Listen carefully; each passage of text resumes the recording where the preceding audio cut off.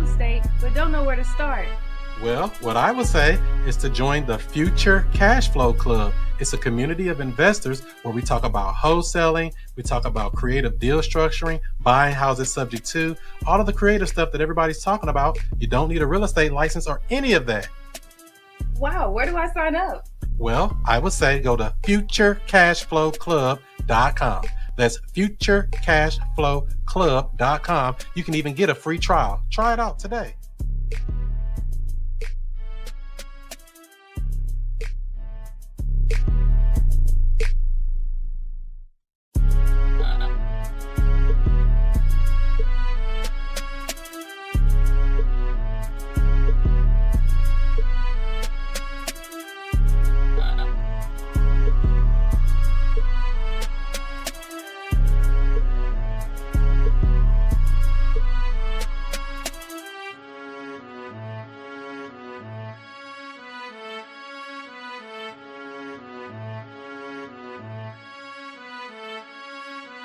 Hey Chris, is that you?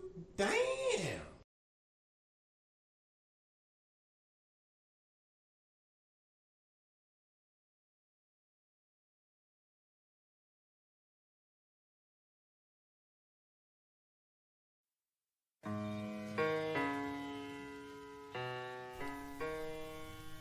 Can you hear me?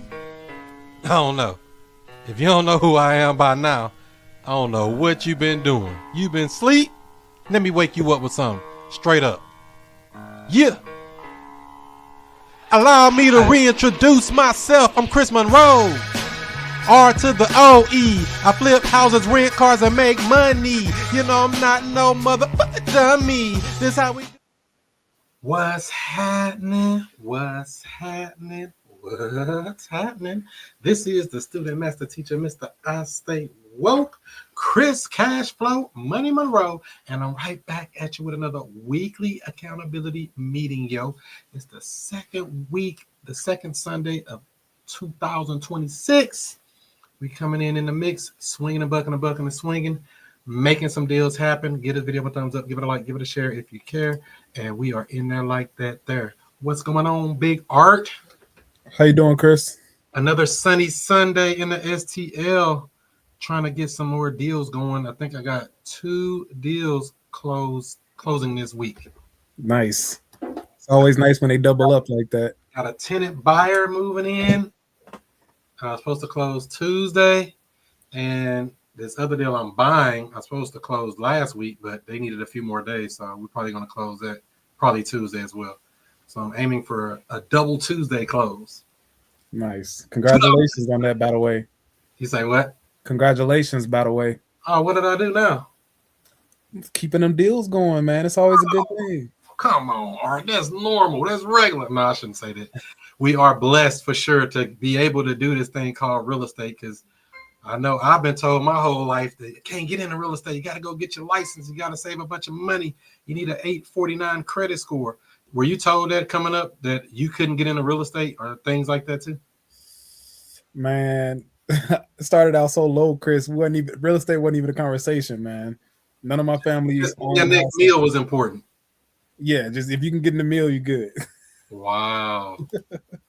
Hey, that's the game right there, man. You know, it's a lot of people figure that you can't do it, and I'm just here to tell you as a living witness, you can definitely do this thing if you take the time to study, learn the game, not the things they telling you that you've been told, go get a license and all this stuff, which that is a route for some people.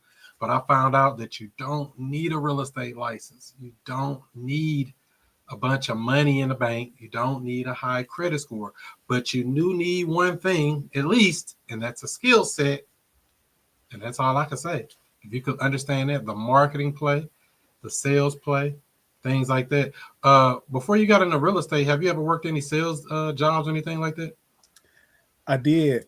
When I was fresh out of high school, maybe a year or two after I graduated, I worked at a call center selling insurance for maybe 2 or 3 months. So you didn't like it, I guess.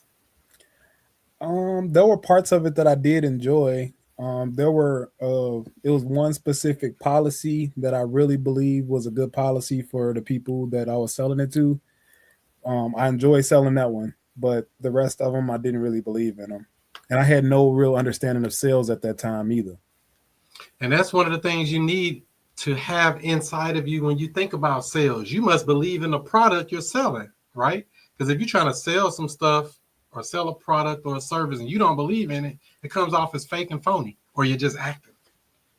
But if you notice it's truly a good opportunity for the person that your client or your potential lead, this is really something you could say, hey, this solves your problem, whether you're buying, selling real estate, whatever you're doing. This is actually something you need, because the people I'm working with right now, we've been working all the fine little details out on getting this lease option done. They're trying to put down, 80% of what they said they can put down. Tomorrow, we want to keep a little money for themselves. I'm like, So I'm going to do that, and I'm going to let them do a payment plan on the remainder of the non-refundable option fee, just to get them in there and get it off the books. You know what I mean? Yeah. And he liked the house. When I took the guy out there to take a look at it, he was telling me, I can fix this, I can fix that, I can do this, I'm going to do all this, I'm real handy. And I'm looking like, you got some money and you're handy? Sign him up. So him and his wife was looking at it. They went and looked at it again today. I guess they want to confirm that they liked it. I'm like, yeah, go look at it. I don't care. If you're going to close it Tuesday, check it all out now, because once we sign it over, don't call me for nothing. Treat me like Bank of America, baby. Yeah. Do you let them do multiple inspections and walkthroughs when they go to your houses too?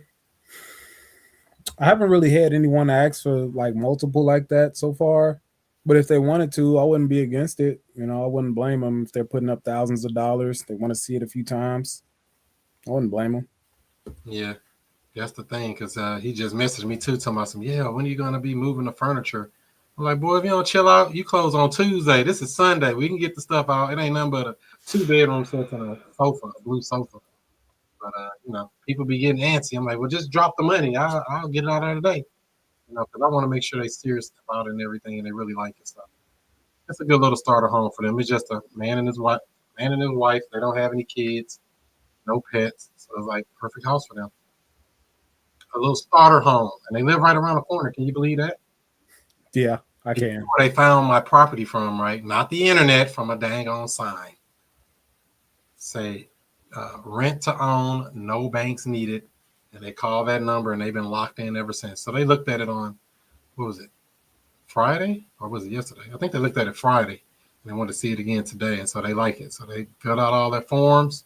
We're moving them to the finish line, and that'll be another one locked in. And the cash flow on that is going to be, let's see, he's paying $1,850, and the payment on that property is $11. So what's that? Like $600, $700? Yeah, 700. Yeah, so long as he can pay, he can stay. So I'm ready to get him in there. I'm just licking my chops. That's a good one. 700, man. Yeah, on a house that was given to me. I didn't tell you that part, Art. Given to me. I'll be saying it, but people think I just be talking. And they're like, you can be given a house. Somebody can just say, here, I don't want it no more. And you can buy for what they owe on it, take over the property subject to, and run that play, Especially if it's move-in ready. I just don't like doing that on these houses that are real beat up. Real beat up is not good for me. What's going on in your world this week? Are anything juicy? Any good deals, opportunities? Yeah, it's been a really good week. So a few things real quick. So on one of my sub 2 deals that I have under contract, I thought we were going to be closing on it, this week. Come to find out, 6 years ago, a wholesaler put a memo on it before he assigned it. And somehow this guy never cleared the memo, but the property has sold 3 separate times with the warranty deed. I don't even know how that's possible, but I have to deal with this now. So I have to track this guy down. So title company is telling me either I can track him down and have him sign off a release, or my other option would be a quiet title. So who closed it before? A different title company, I guess? Yes. Can you go back to that title company and close it? That is an option. I haven't dealt with that title company on a sub 2 deal, so I would honestly prefer to just keep it with my title company I'm dealing with now, because they understand what I'm trying to do with this particular deal, which I need to delay the recording. If I have to go through them, I will, but I'd rather just keep it with these people. And it kind of works out either way because the bank is telling me they want me to make these 3 payments before they put the arrears on the back of the loan anyway. So I got time. So I could just do a quiet title and just have it all done and never have to worry about this again. Yeah, And that's because what I I'm don't know doing. how they're gonna close it with a different title company. You said 3 different times. 3 times. So I looked at the transaction history and I seen that one of the times it sold, it was a local flipper. So I reached out to that guy because I know him and I said, "Hey, how are you able to do this? Do you have any recommendations?" He said, long story short, he told me 3 years before they flipped it, they ran into the same scenario. The guy had the memo on it. They couldn't find him. So the title company had them sign off on what they call an undertaking, which basically means that they're just saying, okay, we know this there, we're moving forward. So he said he can provide me his insurance policy that they got when they closed, or he would recommend that I just go to one of the title companies that he used. So I have those options. So I'm working that. It's not a big deal. It's just going to be a time thing. Yeah, they did. They call it an exception here when we take something with a lien on it or something like that. They just don't insure that part. How much is the memo for? I mean, how much will it be if you had to pay them or something?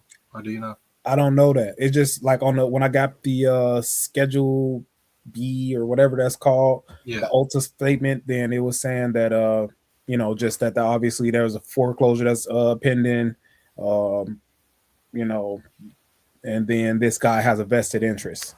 Wow. So they can just hold a memo for 20 years. It's no big deal. Yeah, I guess so. I'm just thoroughly confused on how 3 separate times this closed with the warranty deed and the memo was still in place. So is this a person name on it or some entity? A person's name. Oh, messy. Well, I mean, I guess you can kind of find them, but I guess nobody can find them. I've been trying. So I know people that know this guy.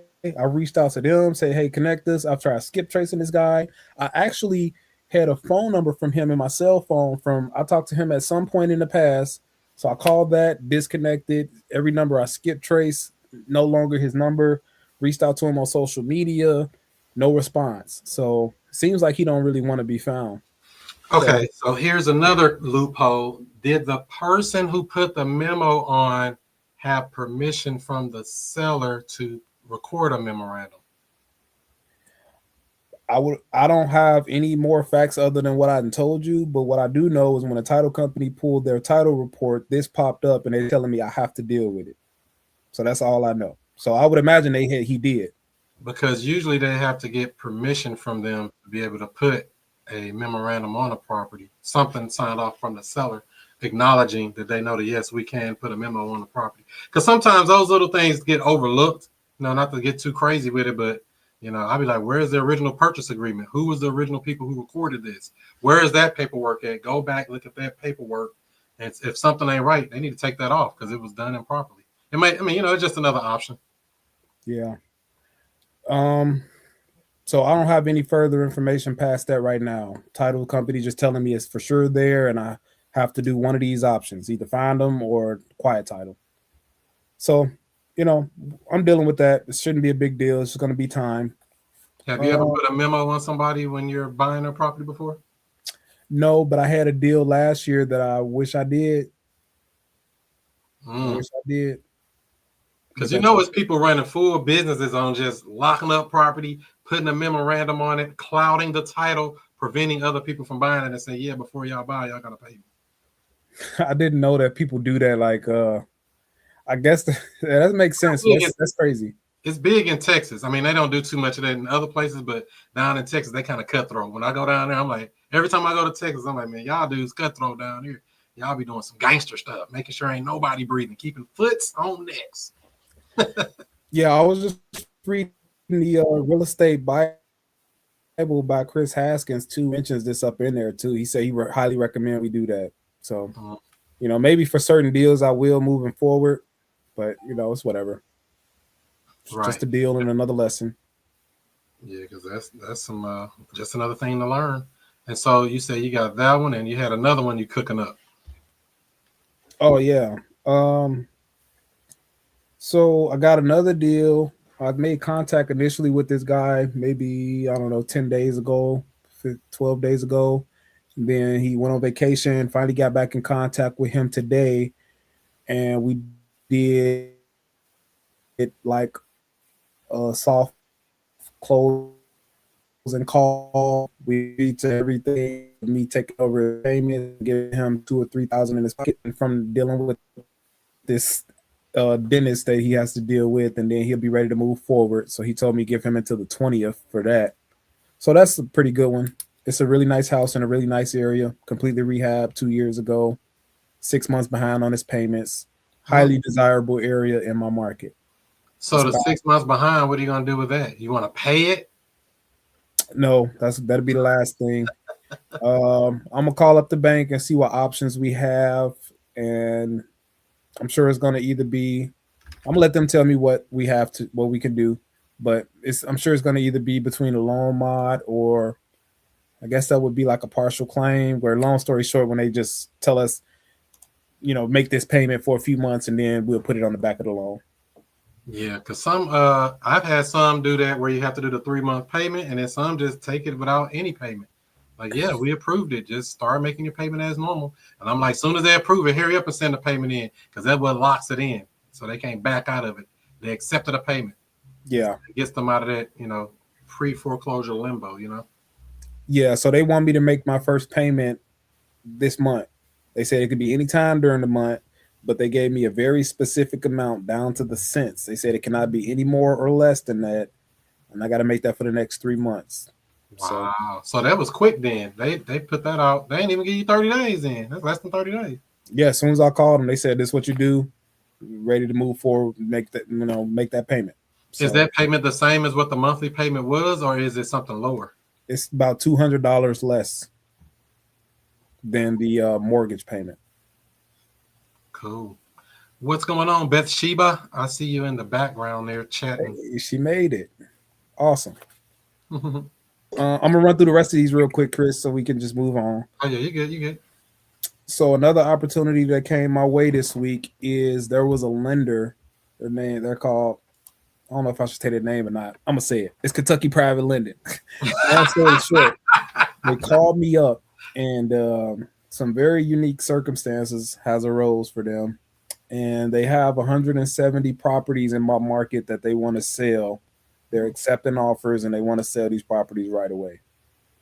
So they sent me the list of the properties, but they did not attach any pictures or asking prices. So that's kind of where we're at right now, because I'm not about to ride around to look at 170 properties. I'm gonna give you a hack. You ready, Art? What? Look up the Zillow and cut it in half. The Zillow say 200, we're offering 100, or maybe even 90 if you're really feeling froggy.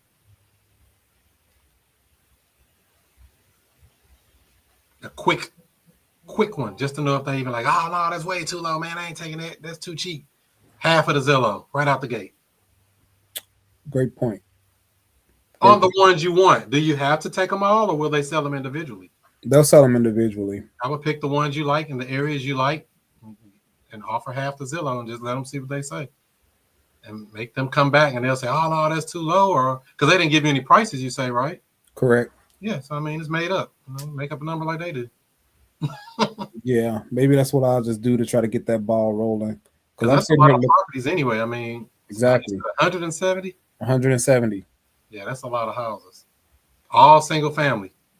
Yeah.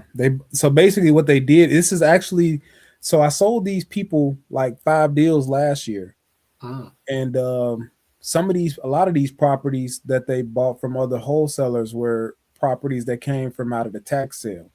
So basically people was getting the properties for $1,000 or $2,000, doing a quiet title, and then selling it to somebody for 10, 20, 30,000. In Gary, Indiana, where it's known for that. Correct. So all of the buyers out here are already privy to these types of deals. So, it's going to have to make sense. So there's just an opportunity. Well, I mean, another option is just look up and see what they pay for it and offer them that or less. Yeah, that's what I was thinking. They paid 8, we offering 8. You got your money back. Yeah, that's what I was thinking. Taxes, but other than that, that's exactly what I was thinking. I'm just trying to get it. I don't want to overthink real estate. I try to make this simple get the conversation going. They don't want to give me information. Fine. I'll give you a number that makes sense for me, you know, and roll it like that. But you're dealing with institutional buyers, so they might take it. You never know. Yeah. So the next one that worked out this week is I had a property. The seller, it was long story short, this was a lead that I was looking at trying to buy myself on terms. Come to find out through talking to the seller, the reason that they were motivated to sell was because this property is in Illinois, in the part of Illinois where the taxes are going crazy. I'm talking about they're like, you know, jumping up $1,000 in a year. That's crazy. So yeah, it is. It's real crazy. So for that reason, he wants to sell the property, and for that reason, I don't want to buy it. So I told him that I would help him find a tenant buyer. So we were able to find someone, got him vetted out this week. We negotiated that I would get 30% of the non-refundable option fee. This tenant buyer, we got him at $7,000, so I'll make $2,100 on that one. So they supposed to be putting that money up tomorrow. Wow. So you just middleman the deal and got yourself 2,000 bills. 2,100. Yeah, 2,100. Dang. Yep. Just listed it on Zillow and, you know, a bunch of calls and messages. And yeah, the seller met with them. I never met with the seller. I never seen the house. Don't even know how to get to that city. So that's cool. To run on out there, burn up a bunch of gas, go take pictures, walk through, smell the stinky house, see how many pets they had, you know, the whole rundown. Yeah, the rookie rundown. That's what I used to do. Exactly. You saying you ain't got to run out to that house, not for real. You can, but it ain't necessary. Yeah. And then I believe this will be the last one. I got a you deal. Say that, Art. Look what happened in Gary. My car got stolen in Gary, Indiana before. Yeah, that's definitely some stuff that happened in Gary. It's like Grand Theft Auto. Gary is a peaceful town. Yeah, like Liberty City in Grand Theft Auto. Damn. Cool. Yeah. Oh, last one is a deal I have under contract. Long story short, sent it out to cash buyers. This is a wholesale deal. I had a couple buyers go look at it, and they telling me that they would need me to be lower. So I sent a message to the seller, and I sent them a few options. One of them would be we could lower the price and move forward. Another one would be I could do a terms deal and pay him his original asking price or closer to it. Another one would be, you know, we could list it or we can cancel. So waiting to hear back on that. And yeah, that's where I'm at. So do you like acquisitions, acquiring property, or dispositions better? Which one do you like better? Acquisitions, 100%. So you like dealing with the sellers? Yeah. Dispositions, it's definitely, obviously, it's you know, very important. You know, you can do all the great negotiating, but if you don't find a buyer, there's nothing happening. But you know, from the perspective of a skill set, you know, for me, I like to just keep sharpening my sword on that end because I know I'm gonna be able to eat, and I'm not gonna be depending on nobody else to find a deal for me to sell. I know that's right, because a lot of people think, oh, I'm just going to jump in the game. Man, if you can understand how to go get a fish on the hook, reel them in, and sell that fish to somebody else, whether it's a cash deal, whether it's a creative deal, deals are deals. A deal is a deal is a deal. Right, Bathsheba? Bathsheba is crazy. What's up, y'all? Happy New Year. How are you? Man, I miss y'all, and I can tell y'all miss me too. What's up, yo, Art? What's up, yo? I be blowing Art up, yo. Art is really the MVP. Thank you so much for never just telling me stop texting you, because I always have like these premature questions. Yo, what's up, Teresa? So yeah, so I'm actually really, really glad that y'all are talking free foreclosure. And shameless plug, I am gonna join the Elite Club. Everybody who's watching on YouTube, Chris has an educational program, and different tiers based upon what your budget is and how much you want to learn. So y'all need to go ahead and join that class with me. What's up? We need to go ahead and get that at futurecashflowclub.com. Yo, he has all the training, he has the coaching. If you're in the St. Louis area or interested in investing in the area, you absolutely need to lock in with Chris. What's up? We down. So Yes, because okay, so I found a list of free foreclosures that going up for auction, and I was like, okay, wait, Chris, talk to me about this. And I'm like, all right, because I made my very first calls in the room, and then the holiday time came, so I got a little lax. Now I'm getting my mojo back. So I'm like, all right, let me get my feedback wet. So one person had passed away. I'm like, oh, Taraya would love that. So I'm just like, all right, cool. How do I navigate? So I picked up Art. He was like, yo, don't forget the 4 pillars. So I'm like, all right, cool. Bet I got qualified. Your audio is choppy or something. I don't know. That's what it's kind of in and It's out. okay. Can you hear me now? Yeah, there we go. All right. Sorry. So I hit up Art, and he reminded me the 4 pillars so I could qualify these leads. So that's my first. What's the 4 pillars? I wrote them down. The 4 pillars are motivation, timeline, price, and wait, don't tell me. Wait. The reason that they want to sell. That's Condition. the motivation. Oh dang, I can't remember the fourth one. Timeline, condition, motivation, price. Condition. Okay. Yeah. But hey, you gotta start somewhere. So yeah, you got the 4 pillars, and then what happened? Right now, so I'm working on. I had to skip trace them and find the people because the site that I found them on didn't have any information on them. So right now, I'm skip tracing everybody. I'm just doing it on Fast People Search, and then once I get my first deal, I'm going to start investing in some tools that'll help me kind of get this done quicker. So that's it. Right now, I'm just qualifying. I'm working to skip trace everybody. Once I get qualified leads, then I know to bring it back to y'all. So that's my goal right now is qualifying. And not really jumping head first in it. So are these properties in Illinois or Missouri, or where are these pre-foreclosures? In Granite City, Illinois. Granite City. Everybody loves Granite City.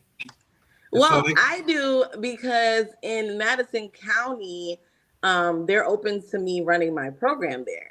So obviously I want to work enough deals, get houses sold, get properties done, get all that stuff done.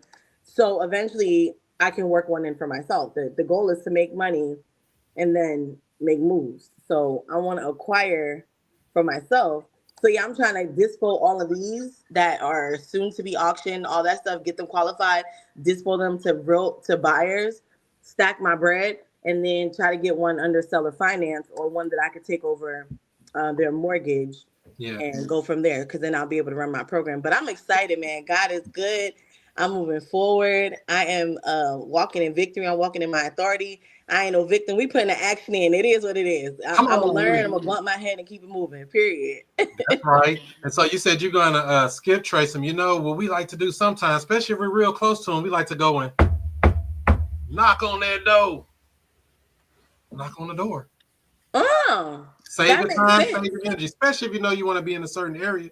If you know all these ones in this area of Granite City, just go knock on the door. And I work in that area. See, what happened was I assumed that just because they're under foreclosure, they don't live there anymore. But I guess that's not true. That's the thing about real estate. Assume nothing and be completely curious and ask questions. I assume nothing when I'm doing it. So before and after work all this week, I'm going to go door knocking. I'm going to put it like this too. Yay! I know nothing. I just know to ask good quality questions. That's all I know when it comes to all of this stuff. Well, thank you so much, Sensei. I appreciate that so much. Karen knows it too, right, Karen? We know nothing. We just know to ask good questions. Uh-oh, she froze. As soon as I put her on there, she froze. Oh, well. But yes, shout out to Art. Thank you so much, Art. I really appreciate you. Because I be texting, I be hitting him up, and he definitely fully supported your girl. He didn't make me feel, he didn't make me feel bad. He was like, yo, get it together, get back on the ball. So that's right. Once you got a framework and a process, find the leads, qualify or disqualify the leads, and go get the deal closed. It's that simple. If we try to do anything beyond it, we overthinking it, we're over processing it. We're thinking about something that'll never happen. Oh, they won't give me their house. Somebody just gave me their house. Oh, they won't take this much. Oh, no, they just took that much. All these people are just people. We don't know what they're willing to do. That's why I don't try to think for them. I don't try to assume anything. I just want to ask questions and allow them to tell me yes or allow them to tell me no. It's just that easy. And even if I get 100 no's, one of them is gonna be a yes. So I'm gonna keep pushing. It don't even matter. Right. I'm helping them. Like, hey. Now, Sheba, when you find one of these people, say you knock on the door, what are you gonna say to them? When I knock on the door, I'm gonna say, "Hey, how you doing? My name is Sheba. I just really, I found out that your house is currently under pre-foreclosure. How can I help you in that situation?" Right? Like, find a way to get them to pour out their problems onto me, so then I can become a problem solver versus trying to just come at them and offer them money and just say, Correct. "Hey, let me buy this from you. How can I help you in this situation? How would a foreclosure negatively impact your credit? Is that something you really want? The ideal deal. What would the ideal situation look like for you? If I can get you out of this situation today, right now, with the magic wand, what would that situation look like for you?" Sheba, you And then playing. You just should have wait. had 10 deals by now. You already got the game and gone. Why are you playing? Why are you playing over the holidays? But hey, that's it. And the only thing I would say to change, just a little tweak in the beginning of that, make sure we got the person that's the owner of the property. So if we're looking for Jim Smith, hey Jim, yeah, I'm Jim. Who are you? Yeah, I'm Sheba. I'm just trying to see, go to what you just said. That's all I would do. Make sure we got the person that we're looking for. Because a lot of times, just to tell you from experience, I've knocked on the door. I've gotten a spouse to come. Like, I rung the doorbell at this one property that was not too far from here in Florissant. And they were talking to me through the ring doorbell. And I was looking for a dude named Christopher. How you let it? So I'm like, yeah, it's Chris here? She's like, oh, he ain't here. Who is it? Talking to me through the doorbell. I'm like, what the heck? And the van pulls up. I look back. That's Big Chris. He rolls up, jumps out the van. And I talked to him, say, yeah, you know anything about the auction? And his wife never knew that their house was going to auction. She didn't know that the house was behind. And that's happened to me a couple times before. So that's why I always try to make sure I'm talking to the actual person that's on there versus, because we can assume that the wife or husband or whoever knows. I've even had people that live in the house that didn't even know they were going to auction. As a matter of fact, the property we're closing here in Florissant this week as a wholesale deal, that guy only did a deal supposedly with me because I'm the one who told him it was going to auction. He didn't even know the house was going to auction because he did a probate and it was just sitting. And I called him on Thanksgiving night and we did all this stuff. And so we're supposed to close that house this week. So all type of stuff. So I just really like to make sure I got the right person, open up with a good question and allow them to tell us what's going on. But other than that, I think you're good there, Sheba. Thank you. Slam bam. What's going on, Karen? What you think about all that? Lovely. I love your approach, Sheba. And so, hey, I invited a couple of people from work that's going to show up here. Very excited. They don't want to get off their job. They want to stay at work. Don't be trying to get people off work, Karen. What's wrong with you? I told everybody, come on, join us on Sunday night. You got questions, we're able to answer them. And I think one is here now. There you go. Cool. And if you're looking to get into real estate, it's your first up to, we'll show you different exit strategies. Just come on in. So you working and on I got good news right now, Karen? Any leads in the pipeline? What's the good news, girl? I have 8 leads I'm working on right now. Say it ain't so. Yeah. Yeah, I've been busy over here. Right now I am looking also to go days on my job. There we go. This is to be no more nights. You won't see this background no more. And so anyway, that frees up my time a little bit more. Basically now I'm just working on the people right now that they're motivated sellers who want to sell their house. They're not foreclosures, so they're just motivated either because they're moving. Her husband is moving out of town and they need to sell ASAP. The only thing I want to say is that sometimes I have a problem with, and we can be honest on this channel, is doing my numbers as far as my ARV. And what I like about this channel, we can present that and figure it out. So I did go to ChatGPT too and figured it out, but I also like to, back them up too, because everything they have out there ain't right. So yeah, did you check on my favorite website, Karen? Which one? Foreclosure.com? No, I'm talking about for ARV or for to figure out what the value of that property is. No, sir. What is that favorite website? I don't know. Art, what's your favorite site if you was to go to somewhere for free just to kind of get an idea what the value of a property is? Favorite? I don't know what my favorite would be. I do definitely want to try to at least use 2 or 3 though. Is it Zillow? Yes.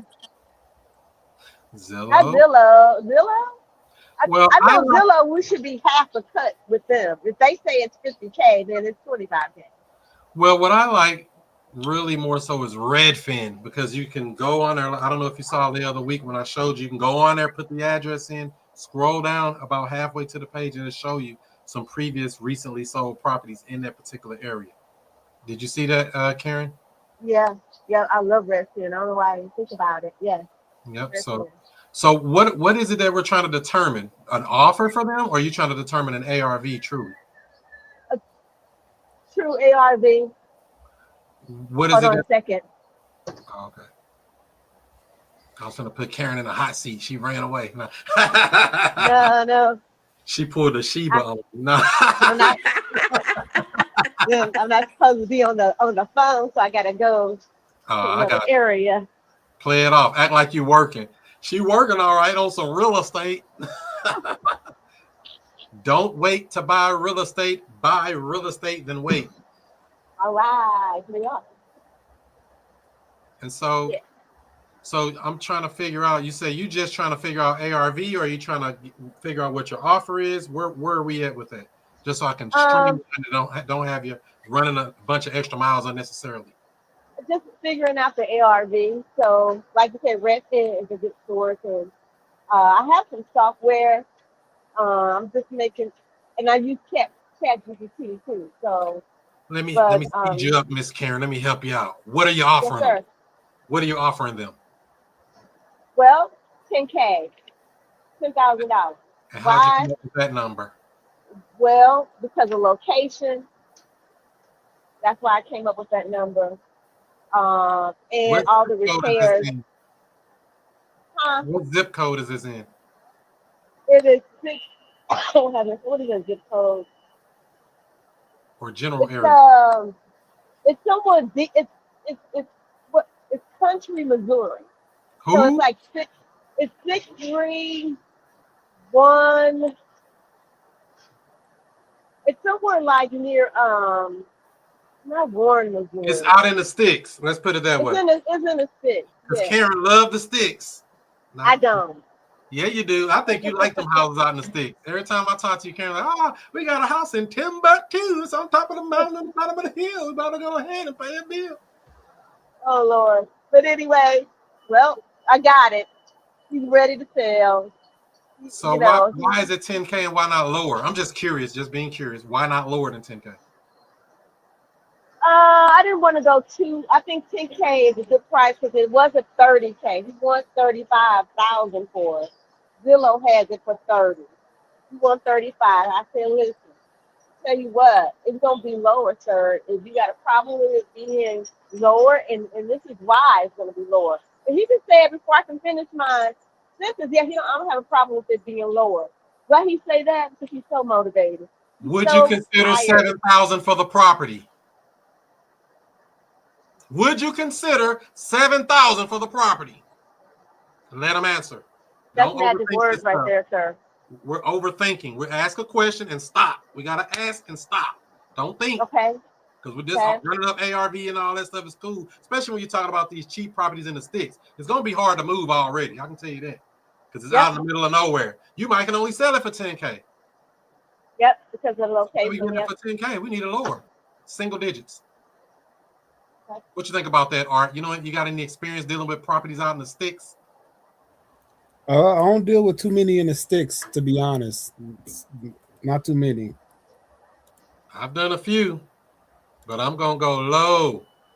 There's no such thing as too low, especially when it's gonna be hard to sell it. Who's gonna buy that property, Karen? Who's gonna buy it? Hold on. Unless you're trying to buy it and have a extra house or something, maybe I'm not asking the right questions. Do y'all understand what I be doing? I'm just asking the right questions. That's it. I'm not trying to overthink it. not trying to over process it, not trying to let me go see what the numbers say, especially out there. Who's going to buy that? I mean, not to say it can't be a deal, but I need it real low to make sure it's a deal. I got to be able to get rid of this thing because I ain't buying it. I don't even know where that's at. Sound far away. Right. Back. Who's going to buy that property? Who's going to buy it? Well, somebody's looking for a 4-bedroom, 2 baths. Roof is definitely, it needs roof and windows, and that's it. And that's expensive. That could be Roof could be $10,000 right there. Yeah. Depending on how many windows they got. Windows like what? $300 a pop? That stuff ain't cheap. Yeah, that's true. That's true. And you still got to consider if I know they're going to do updates.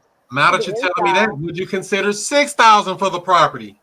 Question for him, not for you, for him, the seller, not for you. I don't want you overthinking it. Ask him that question and let him answer. Yeah. Let him tell you no. Don't even just have him tell you no. Make him tell you no. You got to tell me no before I go. Mm-hmm. Is that making sense? That's making great sense. So don't overthink this. Like, oh, I gotta go double, triple check the ARV. Just ask him if we take this low number. Just ask him. All he can do is say no. It's not gonna hurt you. It won't be the first time you hear no, and it definitely won't be the last. Bathsheba, you have my number? Yes, ma'am. Call me, girl. Call me later. All right, girl.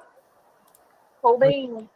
She got roofers. Come on now. And they had that storm. Exactly. I got what I get? 6? I got 7 new roofs because of that storm. What you talking about? All insurance claims. Let's go. Yes. I mean, as an insurance adjuster, that's literally the hack. Like, filing a claim is literally the hack for sure.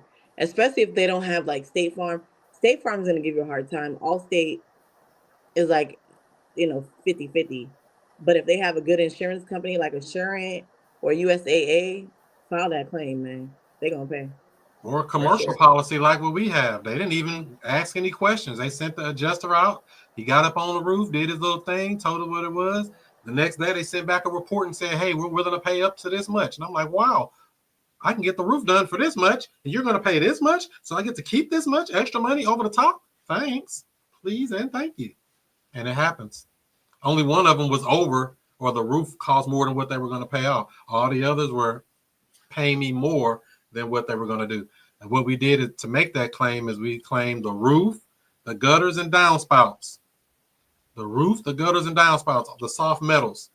And so from hail damage, storm damage, wind damage, whatever, they come out and check it. And before you know it, you got a check coming in the mail. Yeah, but I'm not even going to lie. It's good to know that Teresa has roofers, because one of the houses in Granite City I'm currently looking at to acquire for my business. So that was the thing. Like, I just been, focused on ministry. So I'm like, if I could talk to people about Jesus, I could talk to people about real estate. It's the same thing. It's one and the same. But anyway, I'm really glad to know that Teresa got roofers. I'm definitely going to hit you up, Teresa, because that hailstorm did come through the Granite City area too, and that would give me a roof. And that would definitely increase this property so I can house. Because I got Illinois Department of Corrections. They're waiting to fill me up.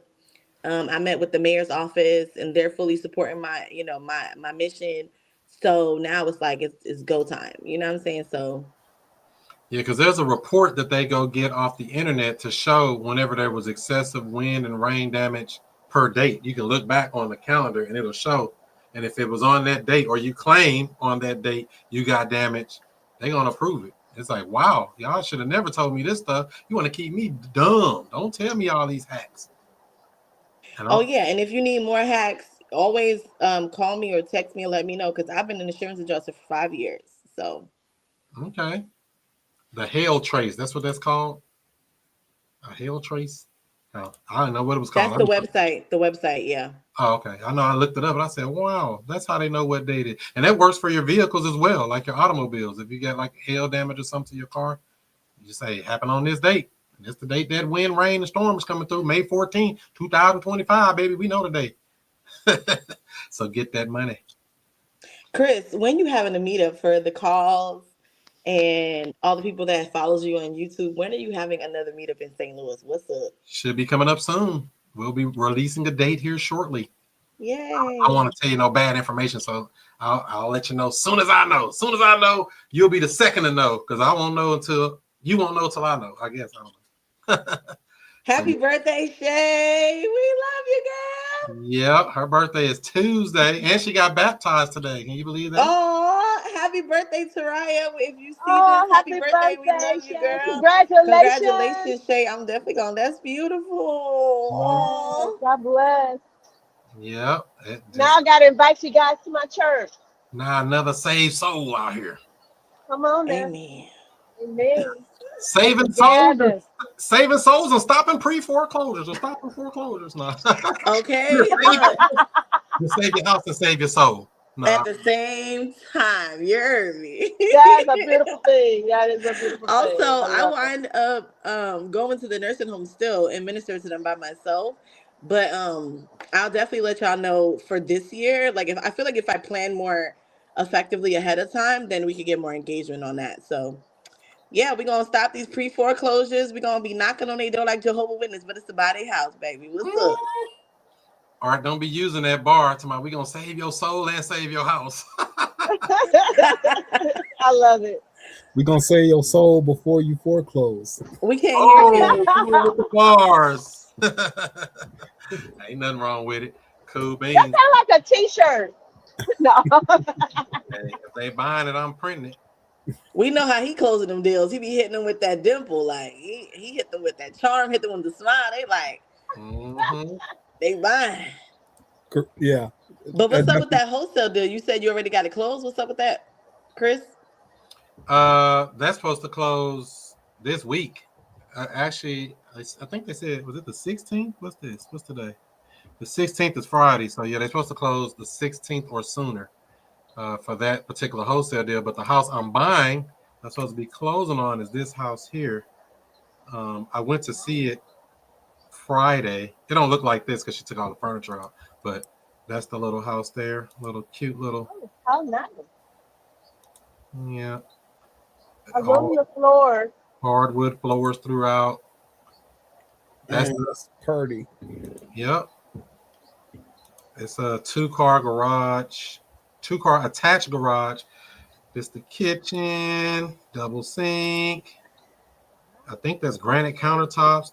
I do have to cabinet. I do have to replace this handle on the microwave, but you know that's not. I might not even do that. I'm putting it out as a lease option, so if somebody drops some non-refundable money, they'll be buying it like it ain't funny. So we got that property there. The fireplace is working. It's the living room, dining room. So she already took all this stuff out, so it's just an empty house right now. I do like that it has those French doors, double doors in the front there. Love that. That's snazzy, bro. It's and these bedrooms are weird. This is one of the bedrooms. So see how big the window is? They got these big windows, big walk-in closet. So, that just shows the layout of the property. 4-bedroom, 2-bath, full basement. Oh, yeah, there's the back of the house. Okay. I didn't even know it was a picture. Nice.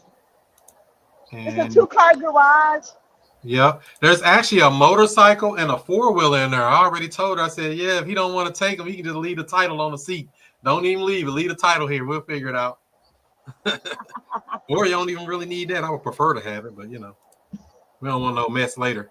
I just rather want to leave it all right because they moved mostly everything out. She's still getting a few things out of there. So that probably didn't close Friday. She said, yeah, we just need a couple more days. I'm looking like, okay, whatever. Beautiful. But I did. This a wholesale deal? That's a wholesale? No, this is not a wholesale deal. This here is a creative subject to deal. Can you go over the deal? How you went on that? Well, it ain't really closed yet. I would, but let me see. I can tell you what we're at this point.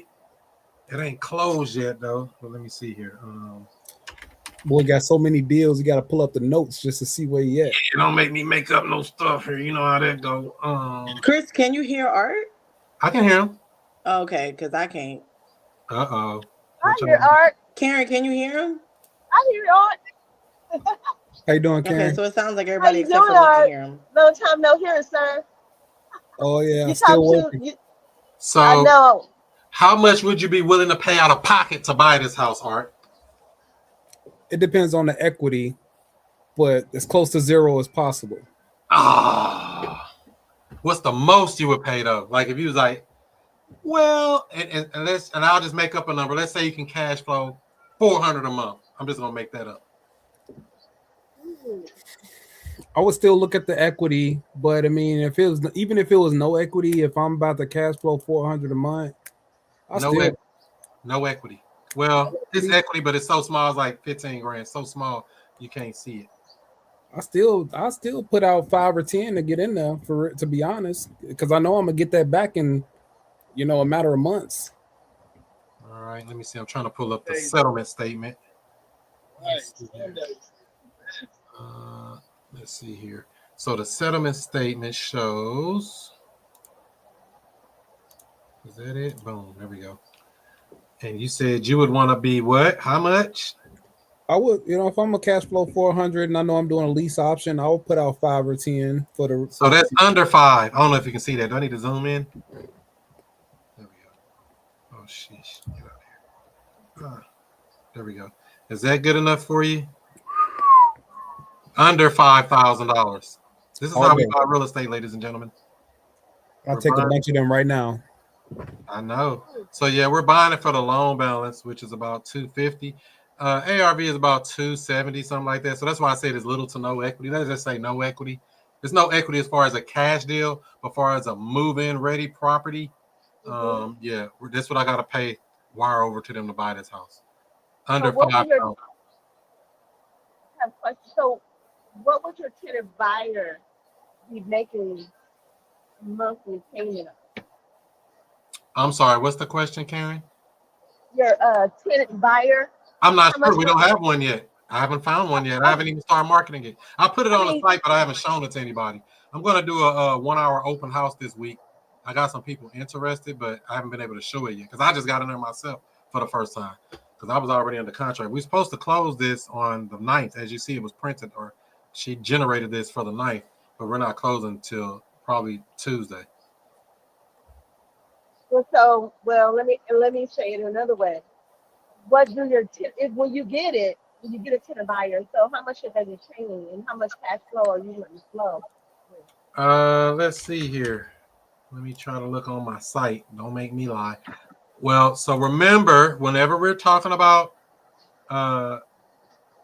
doing these rent to owns, we put out the price, never how much down, never how much a month. The price is what you see on the screen there, $269,900. How do we come up with that number, Karen? $269,000. That's $2,000. Well, I figured you came up with that number to cover the mortgage and I guess pay insurance, all that stuff, all that other stuff. And how did I come up with that price? How'd you come up with that price? Yeah.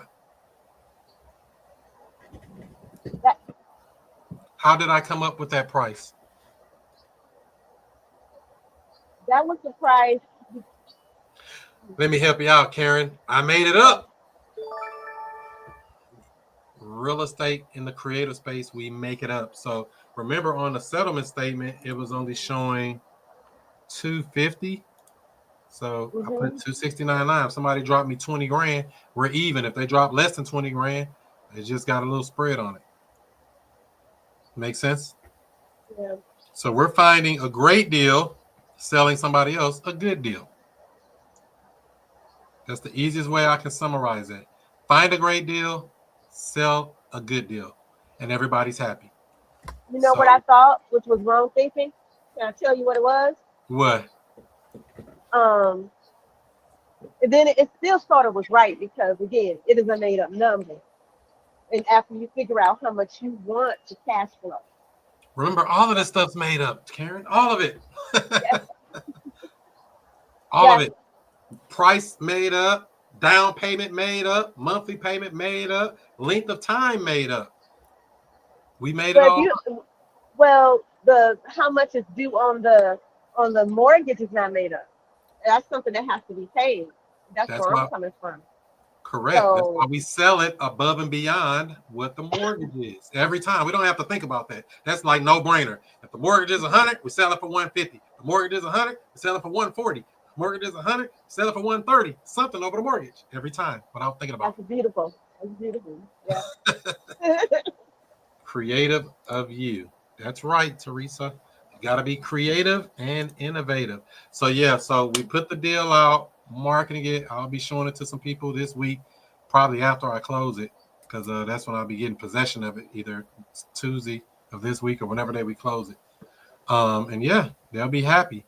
And so the payment on this property it's kind of high in my opinion. I think it's like 1,800, something like that. But I think somebody will be able to pay about 2,500 or more because it's a 4-bedroom and it's a full big old basement. The basement is huge. Big as the upstairs is, it's a big open basement and it already has a rough end for the bathroom to be added to the lower level. So this house is actually pretty big. It's not a walkout basement, but it is a huge basement. Huge. That's the only thing that would make this house better if it was a walkout or if it had a big egress window to put bedrooms downstairs. But you know, people gonna do what they're gonna do anyway. They want some kids say you stay in the basement. They let them stay in the basement, but it's 4 bedrooms upstairs. You know, so it's a lot of room. This house is too big for me, or I would move in it and put my house back out. You should move in it with your 7 kids. Come on. You and Shay gonna have 7 kids. That's a lot of Why babies. not? 7 is a good number. 7 means completion. Yes, it does, and it makes your quiver full. I love it. I knew that, did you, Sheba? I love that, Chris. Yeah, I know. Y'all be in church. Y'all be in the church house. I ain't Look seen at the glory of God glowing all over him. Look at it. I love it. So that's what we got for that. Any questions about that particular subject to deal? This house is a sub 2. I'm buying it for our loan balance, taking over the payments, and moving on down the street. Any questions? I got a question. Sure. How does it feel closing on such a spectacular deal? That's actually, this house I live in is like that house. And I've had probably 5 houses like that since I've been doing real estate. 5 or 6, maybe. I don't know.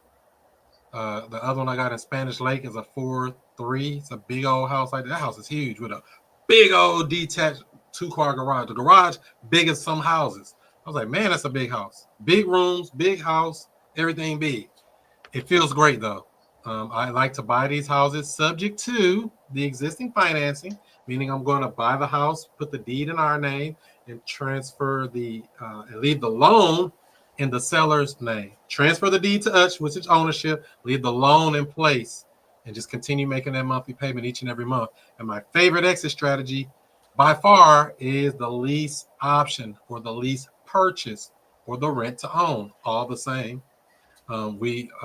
And when you talk about rent to own, lease option, or lease purchase, there is no cookie cutter way for that. That's a program that you develop within your company. It's there's some basic frameworks that I like to have in place for those types of deals, but it's always I need to get something down. They got to put some money down. I'm never putting somebody in the house for no money. I might get it for little to no money, but they got to put some skin in the game because we don't know what they're gonna do. We don't know if they're gonna go in there and trash it, tear it up, or go in there and stop paying. We've dealt with people that don't pay, or pay late. It's part of the game. You cannot think that everybody's going to do right. You're dealing with people. Remember, real estate is easy, but the people, that's what's complex. But yeah, I think it's a good feeling, Art. What would you do with a house like this? I would enjoy it the same way that you're going to enjoy it. Put a tenant buyer up in there who's going to move in and raise their little kids and, treat the property very well. And then they're going to be happy to pay me and I'm going to be happy to accept their payment. Every month. I love it. So if I got 10% down, that'd be like $26,000 and that'd be great. I'm aiming for that, but I don't know if I'll get that. Somebody bring a good 20-piece nugget, they can have that bad boy. Because remember, I was only in it for 5. So if somebody give me 20, I made 15. So therefore, ladies and gentlemen, this is what I'm always talking about, not just buying real estate. I'm talking about being paid to take the house. So when the smoke clears, I put up the 5. Somebody comes give me 20. Let's just say they gave me 15. Let's be conservative. I find somebody that gives me $15,000 to get the keys to that house. That means I made $10,000. I got paid $10K to make them stay. How would that make you feel, Art? Would that make you feel good? It would. How It we would. buy houses when we can be paid to take them? Yes. Lack of knowledge would be the reason our people perish. Not to mention, ladies and gentlemen, don't forget, I never qualified for a loan. I didn't pull tax returns, bank statements, W-2s. I didn't apply any applications, none of this stuff that they tell you that you need to do to buy real estate. I didn't do any of that. I did this, work the brain, paperwork. The paperwork makes the paperwork. We put them under contract. She got her and her husband on board. That's what I was like, man, I was thinking the husband was going to mess it up. But I guess she wears the big draws in that family, and so we're going to make it happen. So Would you say it's hard to learn creative finance for someone who's on the outside looking in?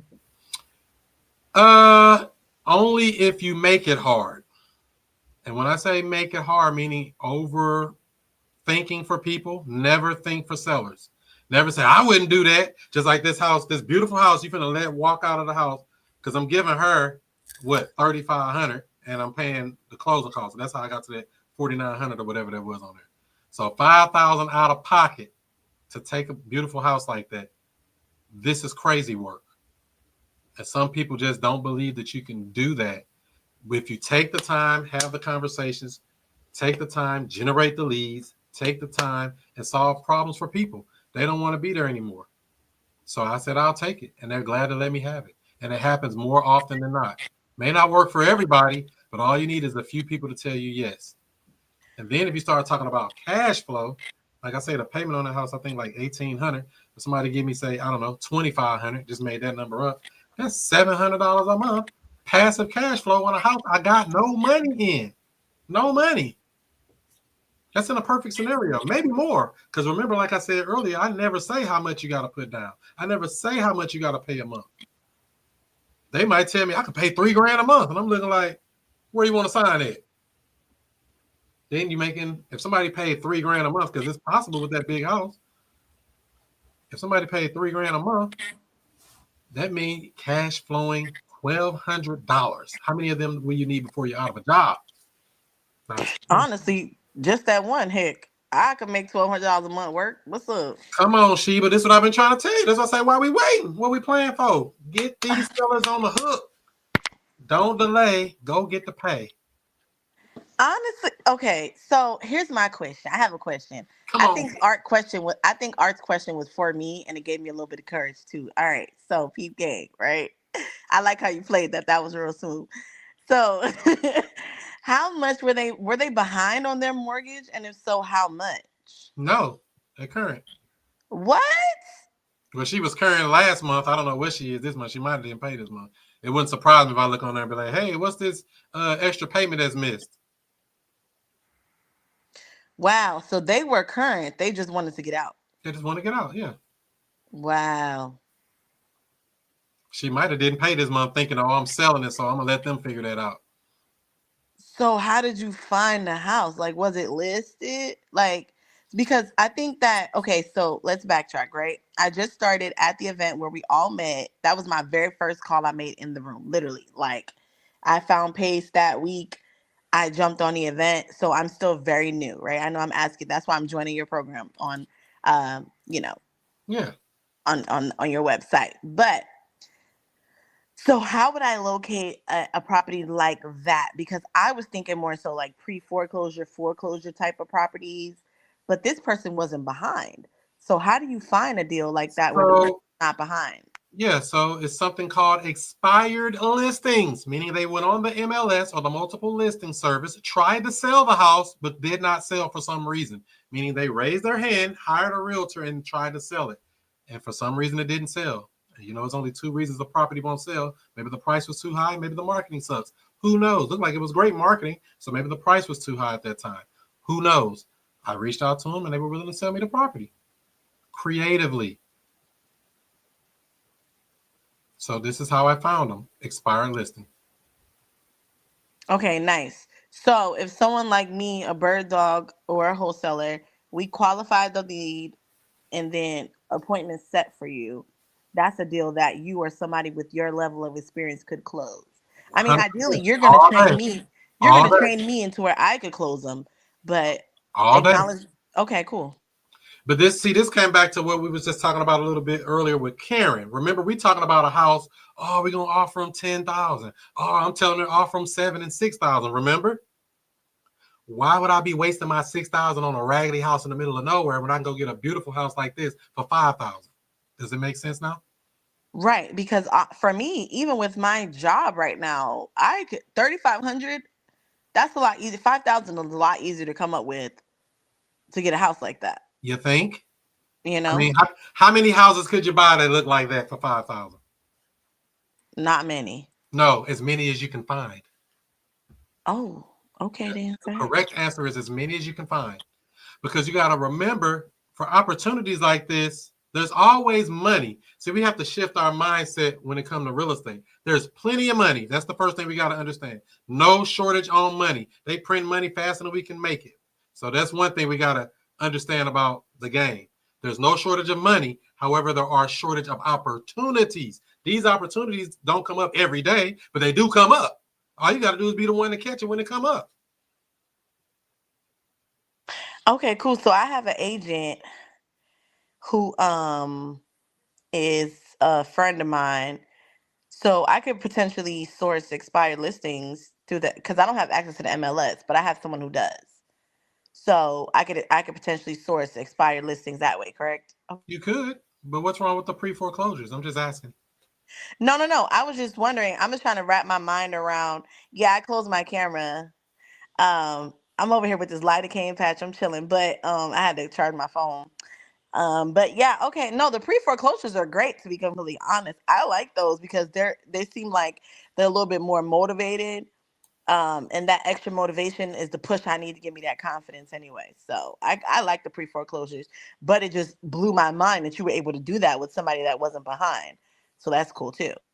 The house I live in, this guy was not behind. He was renting this property for $1,200 a month. The payment on the property was $1,100 a month. He making supposedly $100 a month cash flow. That's no cash flow. One thing broke. He's out for 3 years. He's out of money for 3 years. Of say one thing break on this house, right? And so he was scared.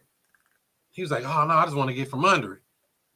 The tenants that were living here found out he was selling, and they moved out that weekend. I came and saw this house on a Friday.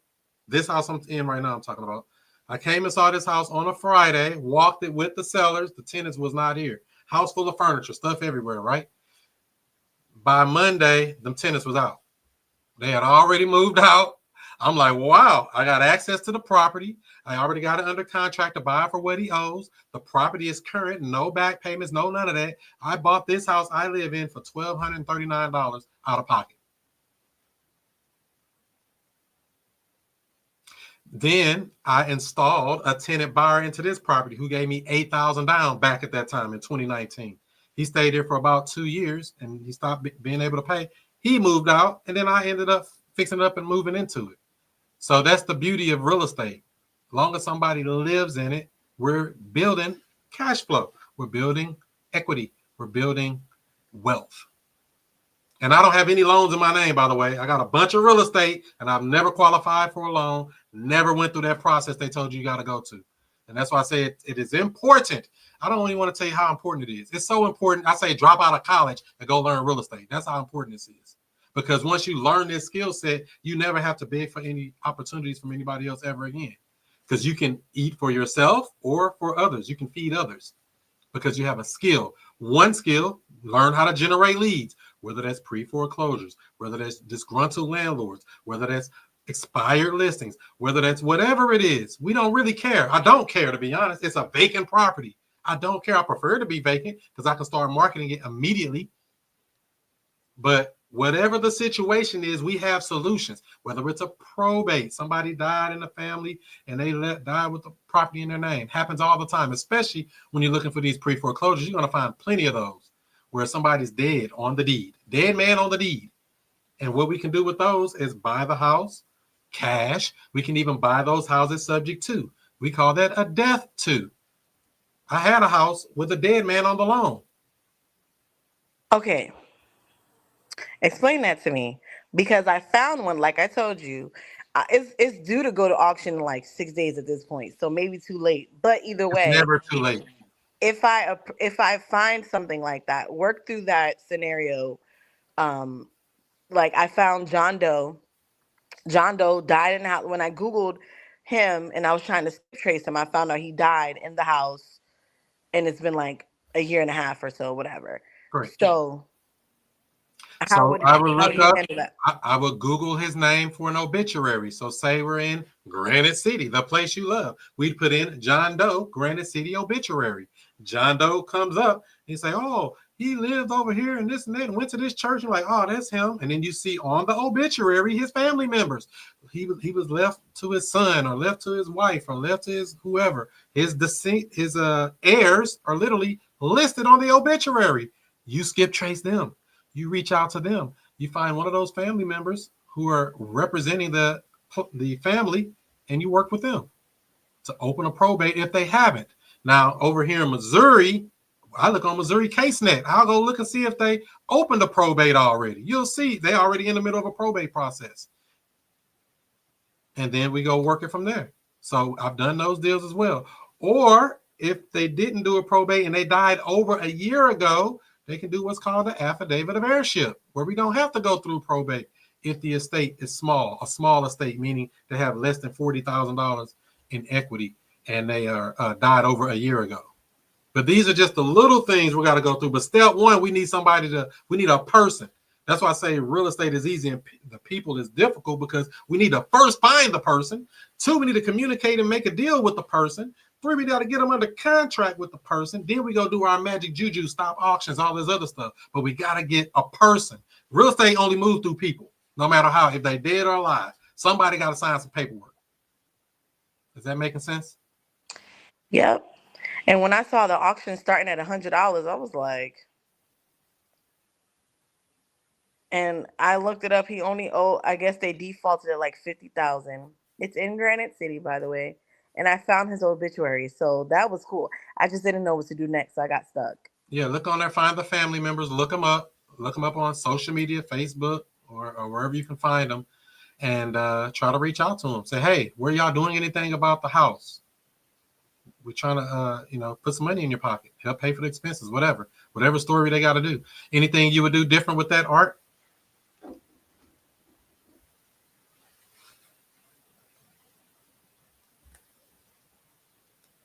Or you're muted. Oh, no. Did you say no? You're actually muted this time. See, it wasn't me.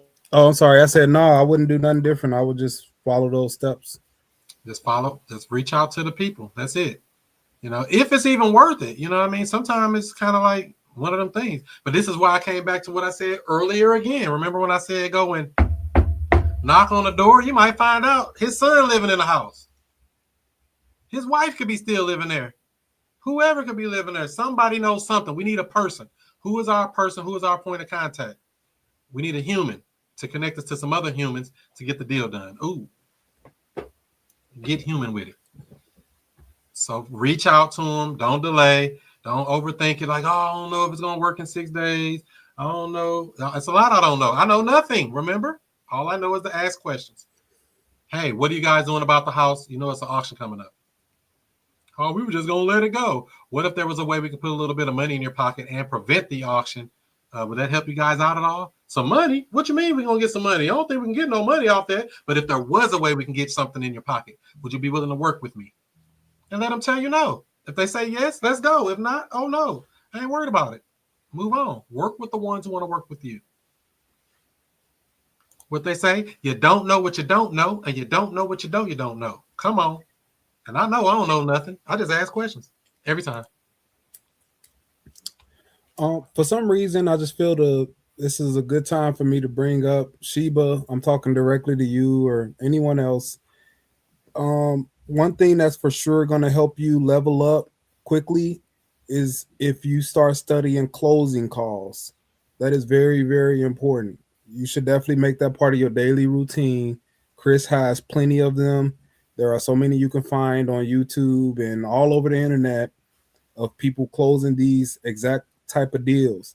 And that's very important because you you're going to be going through, listening to the lingo, how they're talking to people, when they're saying certain things. And then after you go through that, so many iterations of that, then it's just going to click. And then you're going to be in a situation talking to these people, and then the words are just going to come to you, and you're not going to even know how you know it. It's very important. Yes, I will definitely be going to futurecashflow.com to access that information, because Chris is a beast, and I can only imagine how those closing calls. But that was a major key. Thank you so much, because I know, I promise one day I'm gonna stop texting you. One day I'm gonna get the courage. I promise. But here's what I would do in your case, Sheba, or anybody that feel like they're newer. Don't even worry about closing right now. I would say go in and get the 4 pillars. Right. And we just want to get somebody on the hook. Say, hey, you're willing to sell it. If we can work something out, you willing to sell the property. Get me on the phone with them from there. Don't even overthink it. Just that simple. Generate the lead. Get the 4 pillars. Hey, I got this dude. I don't know. I mean, it's an auction in 6 days, but I don't know what we can do about it. Oh, let me get that because it's got some feedback. Yeah, so if somebody tell you, hey, I don't know, I reached out to a guy. I mean, it's an auction in 6 days. I don't know if we can do anything with that, but he said he would sell it, and he said they just want to get rid of it, and if they can get $2 or $3 grand in their pocket, they'll be happy. Oh, really? We can work that. We can work that. All the strategies and stuff going to come together. Don't overwhelm yourself trying to learn all of those strategies. They'll come in time. Because like people were telling me that when I started wholesaling, they was like, oh, you can do a sub 2. You can do a sub 2. And I was like, why everybody keep hyping about this sub 2 stuff? I'm just wholesaling. I'm making money. I did 17 deals in my first year. What y'all talking about? I'm making this money, man. But then lo and behold, I closed my first deal in August of 2018. In December of 2018, I came across a lady who was a motivated seller, ready to sell, couldn't wait to get from under that house, but I couldn't give her that cash number that she needs, or the cash number was below what her loan value was. Her loan was like 100,000, I think 115,000 or something like that at that time. And I think my cash offer was like 80 or 90. And she ain't had no money and she didn't want to deal with it. And the house was vacant, nothing wrong with it. Move in ready pretty much. 4-bedroom in South County in Afton, still own that house today. Why would I be talking about wholesaling that for cash when they're going to give me the house? I bought that house for $3,500 out of pocket. I lied. I bought that house for $1,000 out of pocket, and I paid the other $2,400 or so to catch up her arrears. So really, it wasn't even out of pocket to buy it. To buy it was $1,000.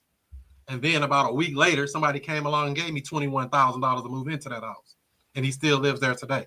So this is what I'll be talking about when I'm saying the real estate game is open for those who see it. But don't try to overpressure yourself. Start with understanding how to, 1, find leads or deals, opportunities. 2, track down the seller, find them, be really good at finding people. And then 3, doing the 4 pillars, qualifying them. If you just master those 3 things right there and get really good at that, you'll eat forever. Because the closing call, you just call me and I'll close it. And we'll split the money up, whatever we got to do with it. It's not a problem with that point. Because there's all kind of strategies. Don't worry about all the strategies right now. You can't know them all right now. You'll overwhelm yourself. You can, but why? When I can just start generating leads and start talking to people. The thing that you like to do already. If you already like talking to people, start talking to people, right? Motivation, condition, timeline, and price. The 4 pillars. That's what we're trying to figure out. Why are we talking about the motivation? Because that's telling us why they're doing what they're doing. Why are they selling? What happens if they don't sell? What's the challenge that's preventing them from selling? How long have you been trying to sell? I mean, in a perfect scenario, how would this work for you? Motivation. We want to know about that. Condition, general condition. I'm not asking a whole bunch of specific stuff on condition. You can if it's a junker house, but I'm usually not dealing in junker houses. I'm usually trying to get a beautiful house that we can deal with like I just showed you a few minutes ago. Condition. Does this house have, is it move-in ready? Does it need a little bit of handyman fixes? Is it a junker? It could be a junker. That don't mean we can't make money with it, but we just need to understand generally the condition. Timeline. How soon would you like to close so we can work everything out? Mr. Seller, in the event we can make this a perfect scenario for you, how soon would you like to close? And that kind of ties back into the motivation because they say, man, I need to get out of here next week. Or we know there's an auction next week. We know we got to move quick. We ain't got no time to play. Timeline. That's going to help motivation move up quick. Sense of urgency. And last but not least, the price. What are they looking to sell it for? What's the price? What's the price? Or if we're talking creative, how much you need in your pocket to walk away from this deal? It may not be price. Would you sell it for what you owe on it? Yeah, I would if I can get $3,000 in my pocket. Give them $3,000 in their pocket and keep it moving, man. Cha-ching, get that money. That's it. So that's what we got to do. Any questions about any of that? The 4 pillars. What's going on, Miss Sharonda? How are you today? Hi, Happy New Year. Happy New Year. Let me hold 100,000. Look, I'm trying to get that from y'all. Oh. Have you anything interesting today? Yeah, I mean, all the time. This good to be on with y'all. I don't know. Am I on here twice or not? It's my first time on here. First time. Well, on the stage, I have been in the chat last year, Miss Mo Energy DET. Yeah. Yeah. So I don't know. Am I on here twice? Once. Okay. It just is showing up twice. So yeah. Oh, on the screen. Yeah. Oh yeah, that's just a little. You can take that off if you want to. There's a little. Is it still up there on 2 times or just one? Yeah, it is. So on the left side, there's a little button. Let me see. What does that button say? It says hide the preview or something like that. It's like a little phone with a slash through it. If you click that, it'll take that away. But other than that, yeah. What are you doing in real estate? You trying to wholesale? You trying to buy houses creatively? What are you looking to do? What would you like to do in 2026? I'm trying to do all of it, but I know I have to start somewhere. So I'm trying to wholesale. But also they have a RFP. I don't know if y'all know what that is, request for proposal that just came out. It's a webinar next week. Y'all know I'm from Detroit. For about the homeless people. What up though? I'm working on wholesaling. I'm working on trying to get my buyers list together. Because I've been on with some other real estate girls from up here. They have Market Mondays. It's, free for anybody to come. But to me, it sounds like these girls been struggling and they really need our help, the investors. Now you said a RFP, request for proposal. Yeah, who are we like that mean, and then they have the NOFA as a notice of funds available. So that's on the government side. So we're buying the property from the government. Is that what I'm getting here? Well, when they say NOFA and all that stuff, like the government, the city of Detroit has funds available, like to try to get these homeless people housed. So that just came across my desk, like within the last few days. So I really want to take advantage of that because I am passionate about trying to help the homeless people as well. However, I know I'm trying to also start with the wholesaling, and I need to get my contracts and stuff together because that's kind of been a hindrance. I'm like, well, I know these contracts have to be together because I know people can be putting some funny little stuff in those contracts, and I'm like, I'm not here to play no games. I'm serious. I'm trying to do good business and be successful at it. I know that's right. And so I just want to be clear. We're talking about purchasing a property from a government entity, or we're buying it on the market. How are we buying these properties? However you want to get it. It doesn't matter. I mean, those funds that are available, that's just some money that the government has, the city of Detroit has to help get these homeless people housed. So, they have like an informational about it. I'm just putting this out here. I know y'all are in St. Louis, but that's just some things that say what now? We're not all in St. Louis. Art up there in Gary, Indiana. Oh, okay. I didn't know. I thought most of the people out here. Come on now, Sharonda.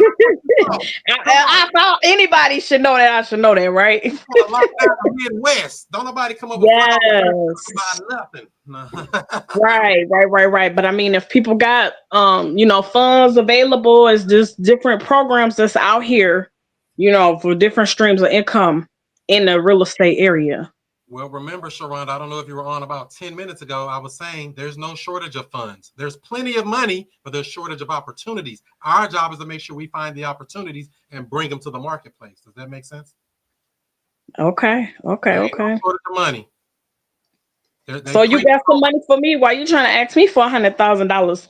So I'm working on some other projects, and they're like, "What's your ask? You trying to ask me for $100,000? Okay, I need $250,000. How about that?" If you got a $3 million property, I got you $250. No problem. Okay. That's why I say, that's why people, when they buy these cash properties, there's money for these, whether you're using hard money or private money or institutional money, whatever money, there's no shortage of money. It's a shortage of opportunity. That's why I keep trying to make sure we understand that fully. I know our whole lives, we always been figuring, we got to go fight to go get another $5. There is money for opportunities. That's what I'm trying to preach out, to make sure that you're understanding. There is money. But is it a deal? It has to be a deal for the money. They got to match up. If I can get a $500,000 house for $100,000, I got the $100,000. There ain't no. I promise you, I can get the $100,000. But we ain't getting deals like that though. Is that making sense? Yeah. Well, I mean, they got these land bank houses over here, for like 1,000, but they need a lot of work. I don't deal in that junk. I don't like junk houses. I mean, they cool. Okay. I've done deals like that. But that stuff, you be working so hard to make a little few crumbs. I'm like, man, I could have worked way easier, way less stress to try to make bigger chunks of money without all the drama. Where people are literally begging me to buy my house. See, I want to flip the script. I don't want to have to sell it. I want people knocking my door down. Man, let me buy, bidding it up.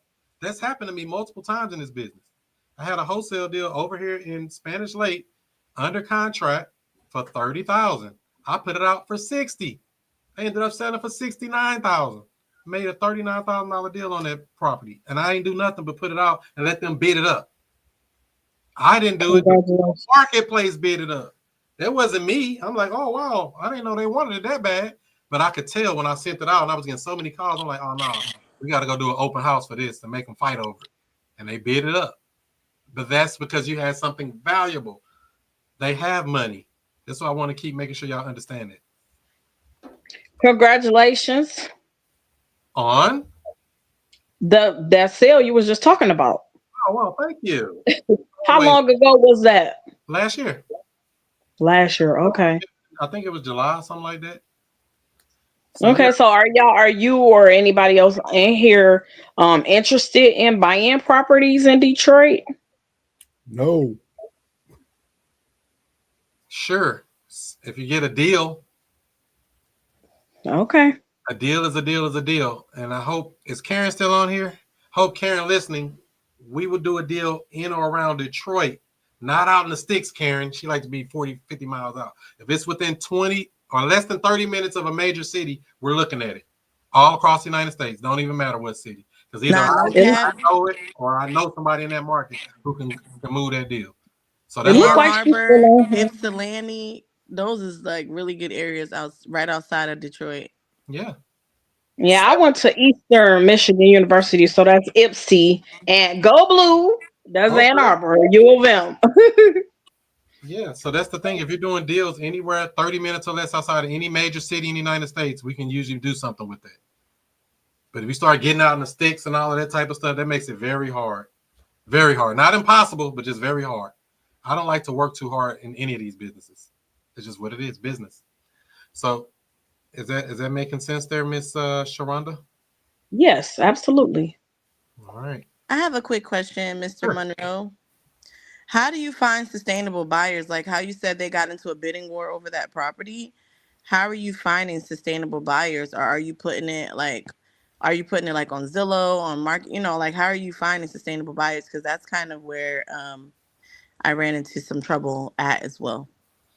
Well, there's a couple of ways, and I'm going to let Art answer some of that. Art, how are you finding quality killer buyers that really close in real life, not wholesalers?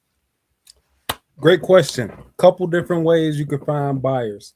One way would be you could show up with the deal under contract to your local real estate investor meetups. If you go there, you have cash buyers. Some of the most active people you're going to find are at those meetups for sure.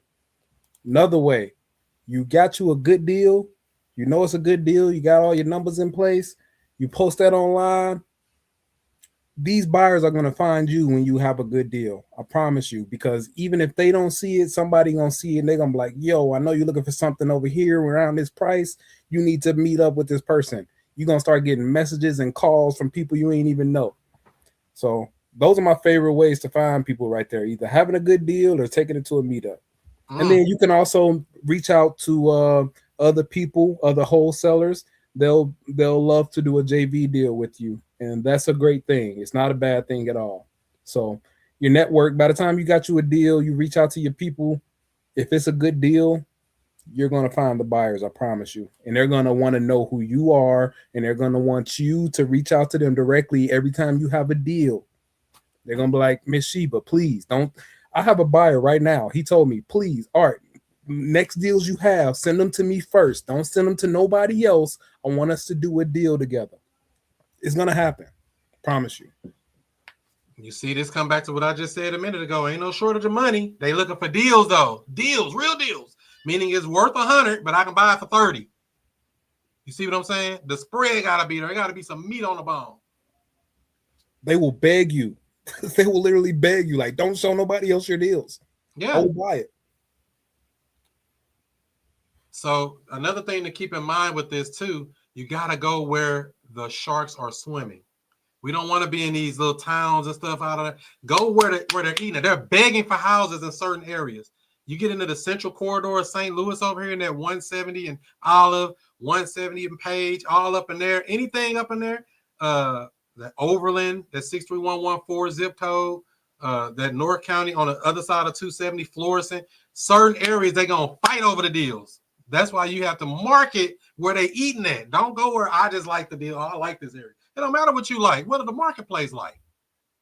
That's another thing to keep in mind. You know, nothing wrong with the area you like, but remember, you want to go where they're fighting over the deals at. We want a deal over there. St. Charles. Get a deal in St. Charles, see how fast it fly off your thing. You're going to say, damn, all I did was put it on the contract. They fight me. I sold it to the first person, but I didn't know they was going to pay more. Whoa. I got it. We taking all offers. Offers due by 5 o'clock tomorrow. What them real estate agents be doing, getting the numbers up. There's all little stuff, but the moral of the story is get where the people are actually looking to buy, where they're seriously looking to buy, and get some spread on them. You know, I like to be ARVs of around 200,000. When you start dealing with the cheaper houses, 40 and 50, you can still make money. But how much money can you make on a $20,000 house? $2,000, maybe $3,000. You're not gonna get a $20,000 spread on a $20,000 house. Never, because it ain't no, unless you get it for $1. That's the only way you're gonna get that kind of money. So that's why I say don't be afraid of getting into a little bit bigger ARVs or after repair values. 200 to 300,000 is a sweet spot, because those are the ones you can get those $30,000 assignments and stuff on, or more, depending on what you get it under contract for. Is that making sense? She said, that's my area. Hi, 63114. That's one of the hottest zip codes in St. Louis. Shoot. That little central corridor right there, St. John, Breckenridge, what is that? Overland, all up in there. They love that area. Love it. In the middle of the map. So just just to piggyback on what you were saying, Chris, just throwing it out there for whoever's listening. So like you were saying, like Chris was saying, you want to go where the buyers are already buying, meaning there's already investor activity. The way you know if there's investor activity is when you're looking up comps. If you can't find a comp in the last 3-6 months, even a year within a mile of this property, you in the wrong spot. Come on. So now you found a property in where investors are buying. Also, you want to look at the median home value. So for my market, that's around $250,000. So if I know I found a house in one of these particular neighborhoods and I'm 30-40% of the ARV, I'm working with something. Just to keep it simple. You get you something like that, you working with something for sure.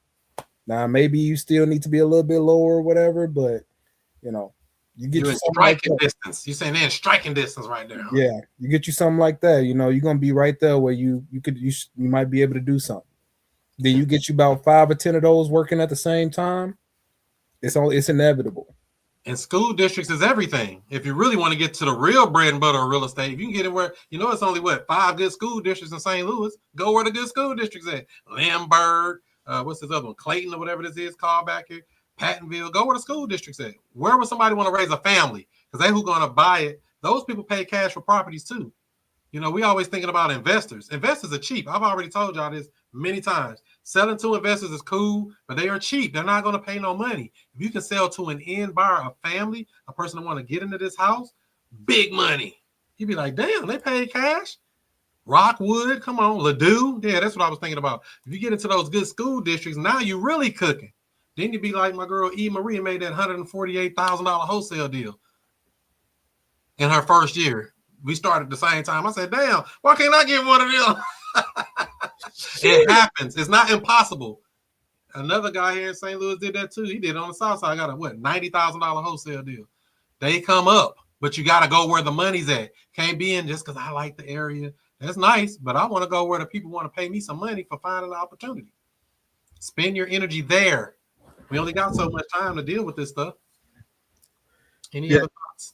Yeah, I ain't gonna lie, Chris. When I started out, I thought I was gonna outsmart the game, man. I was like, everybody going over there, doing deals over there. I'm gonna go over here where no one's doing deals, and I'm gonna make a deal. And then I learned, like, man, these things will just sit and sit and sit. And then I learned, like, yeah, okay, I get it. People want to go where it's already happening, where the numbers is already good, everything's already moving. I need to get one of those. Very important lesson. The sharks are swimming. You got to be right there where they at. They looking for something to eat. Not like, I got to sell you the house. I want you trying to beg me to buy my house. You got to flip the script. Very important. Not saying you can't do all the other stuff. I don't want to deter anybody that hear it on a replay and nothing like that. You can do anything you want. I'm just telling you how to be successful. You can choose whatever path you like. That's the beauty of real estate and entrepreneurship. But don't say nobody told you. Go where the money at. Don't play around these little raggedy areas. You can do it, but there ain't no money in it in real life. If you really want to make some money, I ain't saying you're going to get rich overnight, but I'm just saying if you want to have a better chance of making some chunks where you can make your yearly income in a month, that's where you got to go, where the money at. Yep. So don't try to reinvent the game. Just do what's already working for everyone else. And, it takes time to get to these, but once you got one and the numbers work, it's going to sell. Wham, bam. Thank you, ma'am. Any other thoughts on any of that? Because I got something I want to share with you guys. Let's see. Do you like to share? Let me see. Did I do this right? Let me do this again. Make sure I got this right. Share like you care. All right. Are you ready?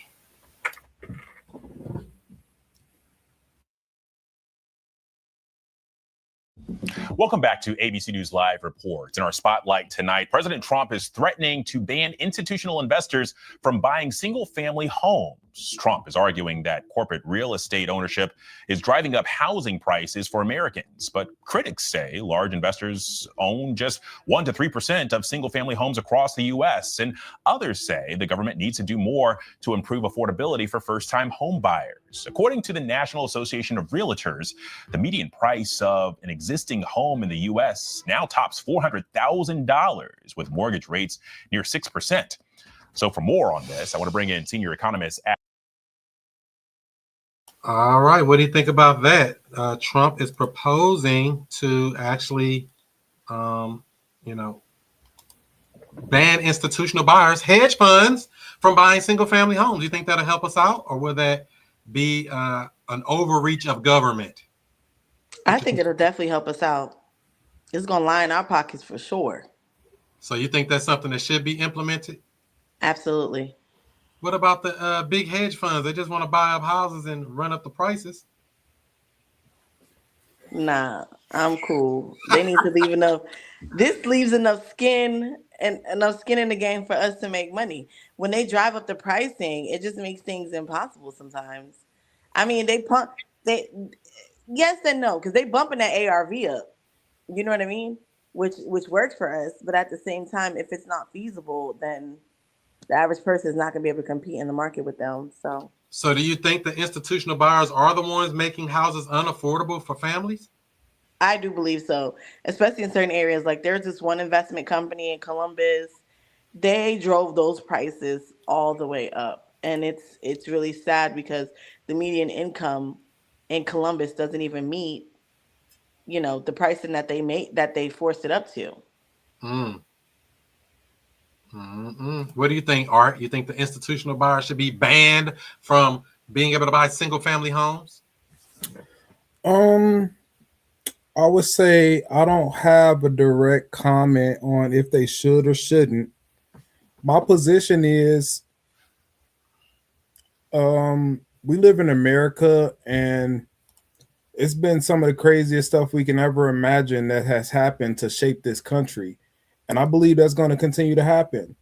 All we can do as individuals is to see what's going on currently and position ourselves. For example, when when coronavirus was going on, I was wholesaling at the time. Obviously, you were as well, Chris. So you already know that the hedge fund buyers were paying a lot more for properties than other buyers. As a wholesaler, that's one of the best things you can ask for. So if you're in a position where you're wholesaling to a hedge fund, that's a beautiful thing. Obviously, on the other side of that same coin is affordability of houses is definitely an issue. 409,000 for the median home price is ridiculous, considering the minimum wage that a lot of people make or just above that. The average American cannot even afford these properties. So something has to be done about that.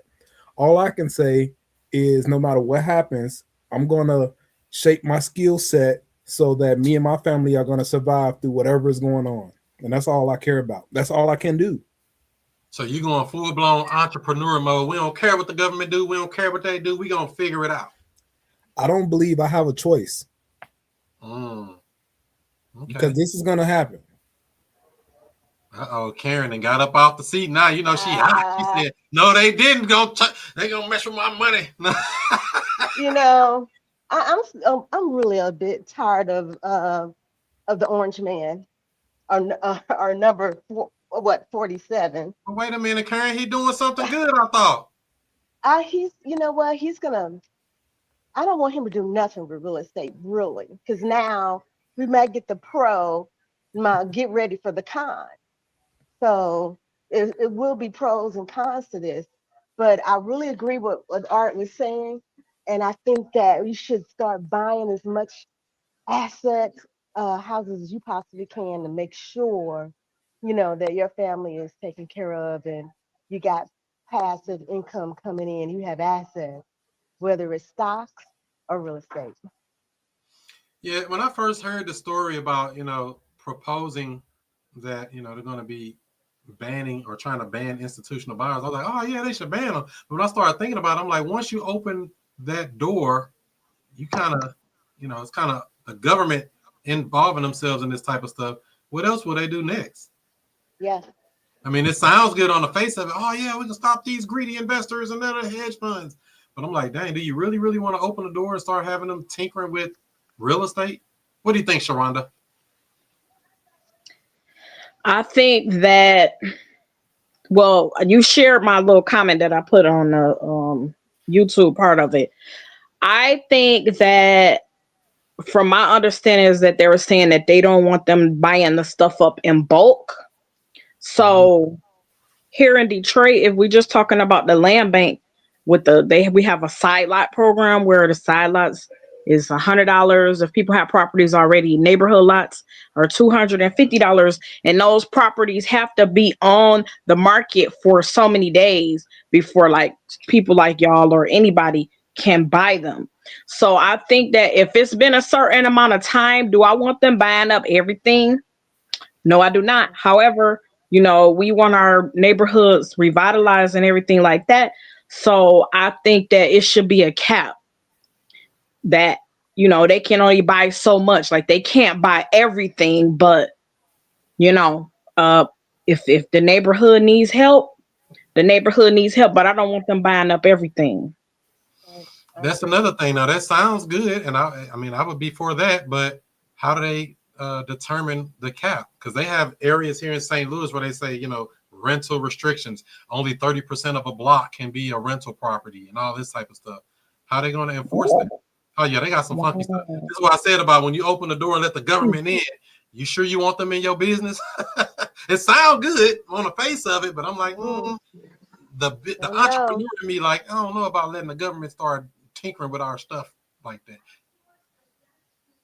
Yeah, I guess overall I'm gonna say no. But like you said, we'll have to find out what are the stipulations and what are the requirements and eligibility requirements gonna be for them. Mm-hmm.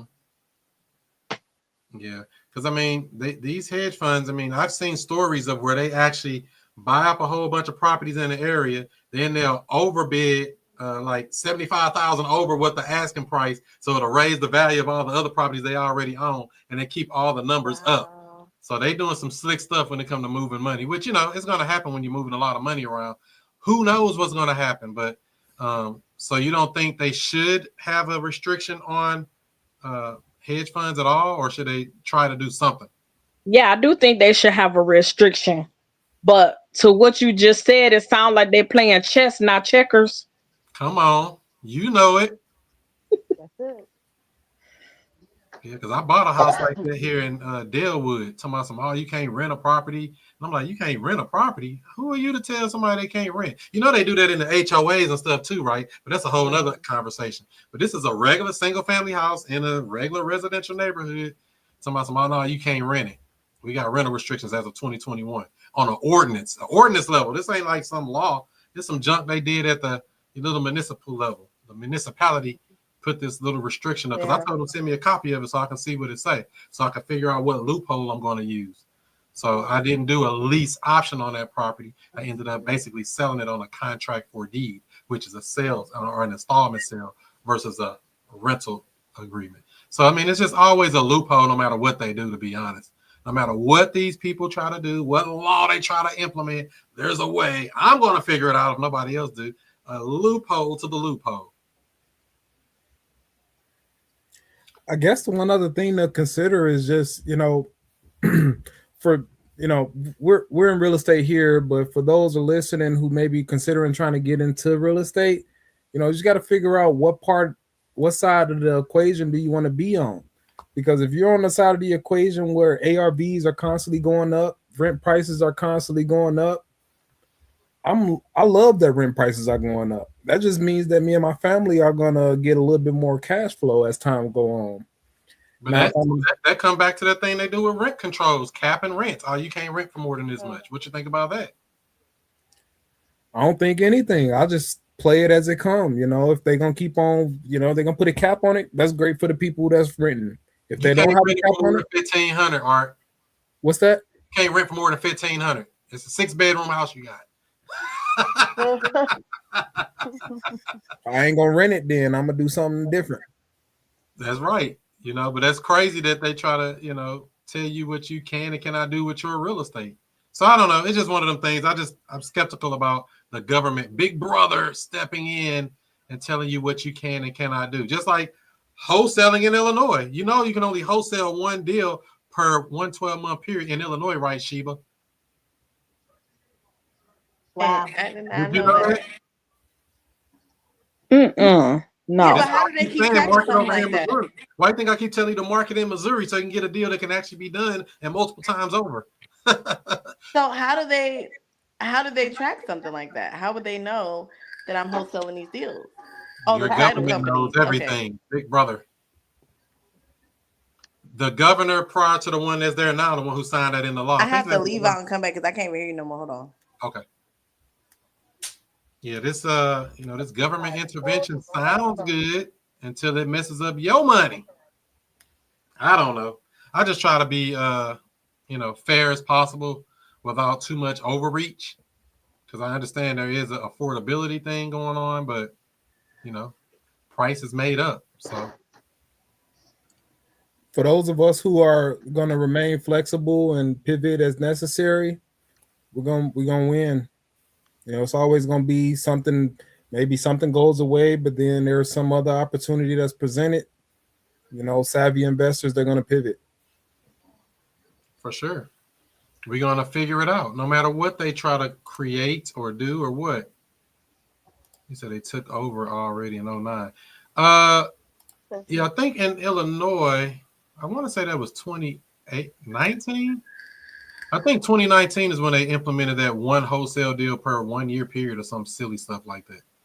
The governor signed it into law because the real estate agents in Illinois were getting mad that wholesalers was making too much money without a license. So they said you can't be wholesaling without a license in Illinois. Is that a good thing or a bad thing, you think, Chris? I think it's a bad thing. It's the government getting involved. I don't like it. Yeah, I do. Well, you can do one deal per 12-month period. You just can't run a business. You can't be like, oh, I'm doing 7 deals a month. No, not without a license, not in Illinois. Oh, there goes Sheba back. Yeah, you got to have a license to wholesale more than one deal per 12-month period in Illinois. Think about how many wholesalers exited the market on Illinois because they're like, hey, I can no longer wholesale multiple deals out here. Yeah. And then you're equipped with the knowledge of knowing you, even though you can't wholesale more than one, but you can assign beneficial interests of a trust, for example, as many times over as you want. Is it a bad thing? Well, it's good and bad and everything. You just have to figure out which side of it that you're on. So, Ding! Or do I just wholesale through my friend that has a license? You know what I mean? But your friend gonna get a cut of every deal you do. I mean, it's Yeah, fine. obviously, but you know what? Sometimes you got to pay to play. I mean, it is what it is. Sheba, you missed it. So there are I'm glad you showed up. We talked about this a few days ago. It's very important that you're here because you're going to learn things that you're possibly not going to come across in a free world. So, for example, you can assign the beneficial interest of a trust many times over, even though you can't even though maybe you can't do 1 million assignments in Illinois. Okay, so if you create a trust, you and your partner are going to as partners on it, and then you can sign off your beneficial interest on it. You could do that as many times as you want. So if you have your education in place, you could just keep moving forward while everyone else thinking this stuff is impossible. Yeah. I don't know if this is really it is a problem because they getting too involved, but at the same time, we just have to continue to educate ourselves, and we're going to be able to continue to be profitable. So you can assign the beneficial interest of a trust. That's one. So we buy the property or put the property under contract in a trust, and we're going to assign the beneficial interest, which is that property of that trust, to some other entity. You can do the same thing with an LLC as well. You can assign or sell an LLC to somebody as well, transfer it. So, it's another loophole. All loopholes to the loophole. So no matter what rules and regulations and things people try to put on you, there's always a way. That's why I don't even overthink this stuff. And I just say, bring me a seller that want to sell. Bring me a buyer that want to buy. We'll figure out the rest. I don't even overthink this stuff because I know there's always a way. Even though everybody else telling you there is no way, I'm going to find the way. Mm-hmm. I was reading somewhere that was saying, 5 years ago, they were estimating it was over 90,000 wholesalers in America. And now they're estimating it's about 12,000. Damn. This is a good thing for the people still in the game. Yeah, and I see it. It went kind of viral from 2017, 18 up to the pandemic. Then a lot of people got out because they was like, oh, we was running out to the house, even though I was doing virtual deals before the pandemic. So a lot of people didn't even know you didn't have to run out to the house every time, Art. Well, I didn't know. I paid for my education, and now I know, and I'm still in the game. That's right. So we don't worry about what they're going to do with that. So any other thoughts on that hedge funds buying single family homes? Yeah, just to recap, I don't care what they do. I'm going to figure out what I can do, and I'm going to do it. You're going to solve the problem, and you're not worried about them. Because these some evil motherfuckers. Oh, what he said. Evil. Shut your mouth. They're so evil. They're so evil that they want to hide from us how evil they are, because if we knew the truth, they knew that it would be mass pandemonium in America. Across the world. That's it. All kind of funky stuff. So this is the part of the show that everybody loves. Open floor for any questions on any of the lessons. Because I know we talked about a lot of different stuff today. We're talking about real estate. We're talking about subject to. Talking about lease options. Talking about contract for deed. Talking about buying houses. Talking about selling houses. Talking about assigning beneficial interest. Talking about a whole bunch of talking about. Any questions? Karen liked that. She got a kick out of that.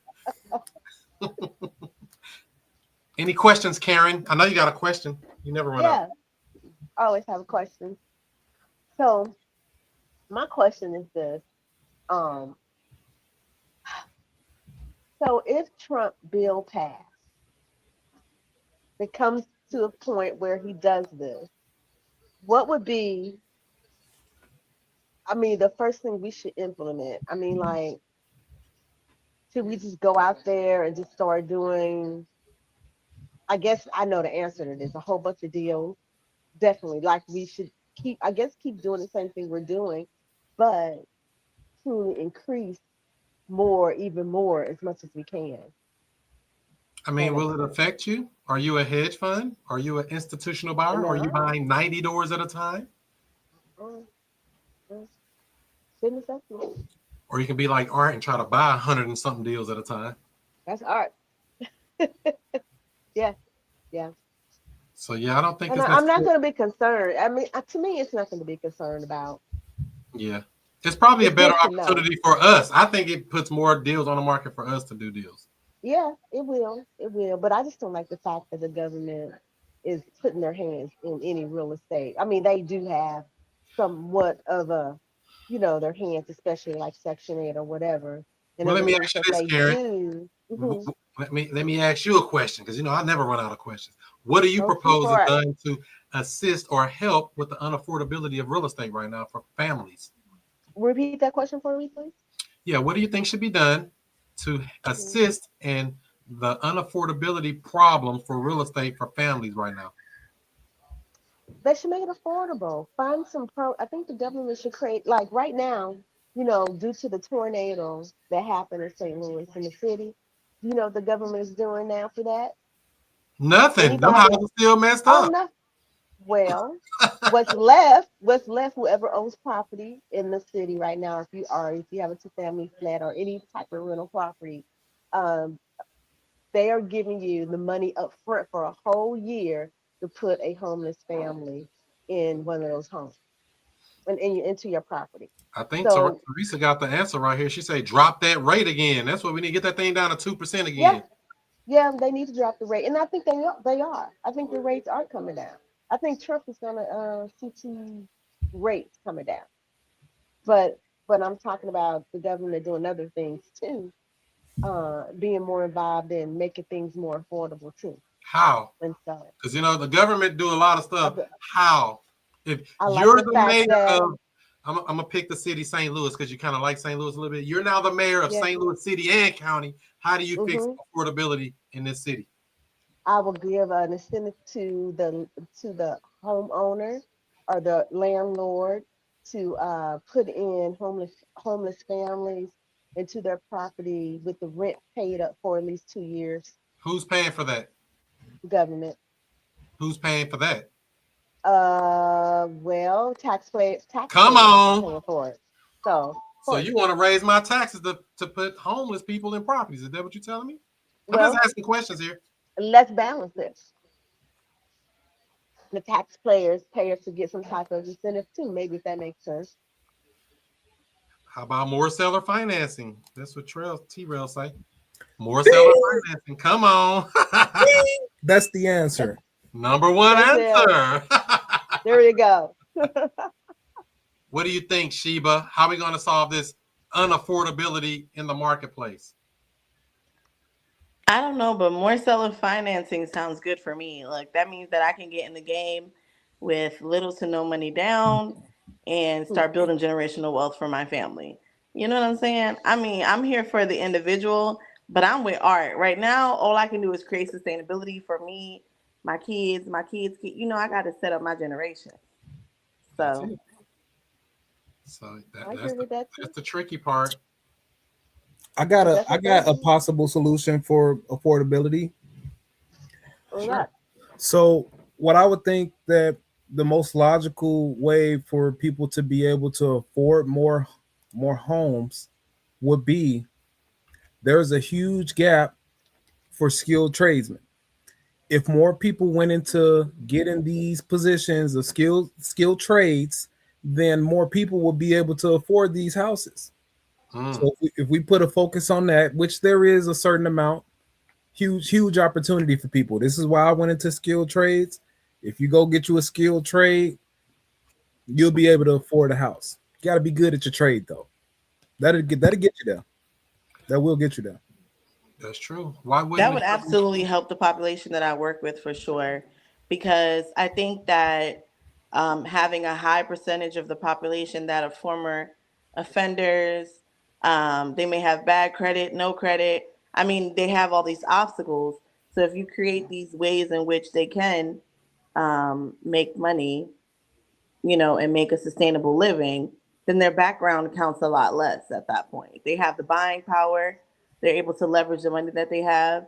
We can teach them creative financing deals, or we can do it, become the landlord for them to where their credit is not necessarily, a thing.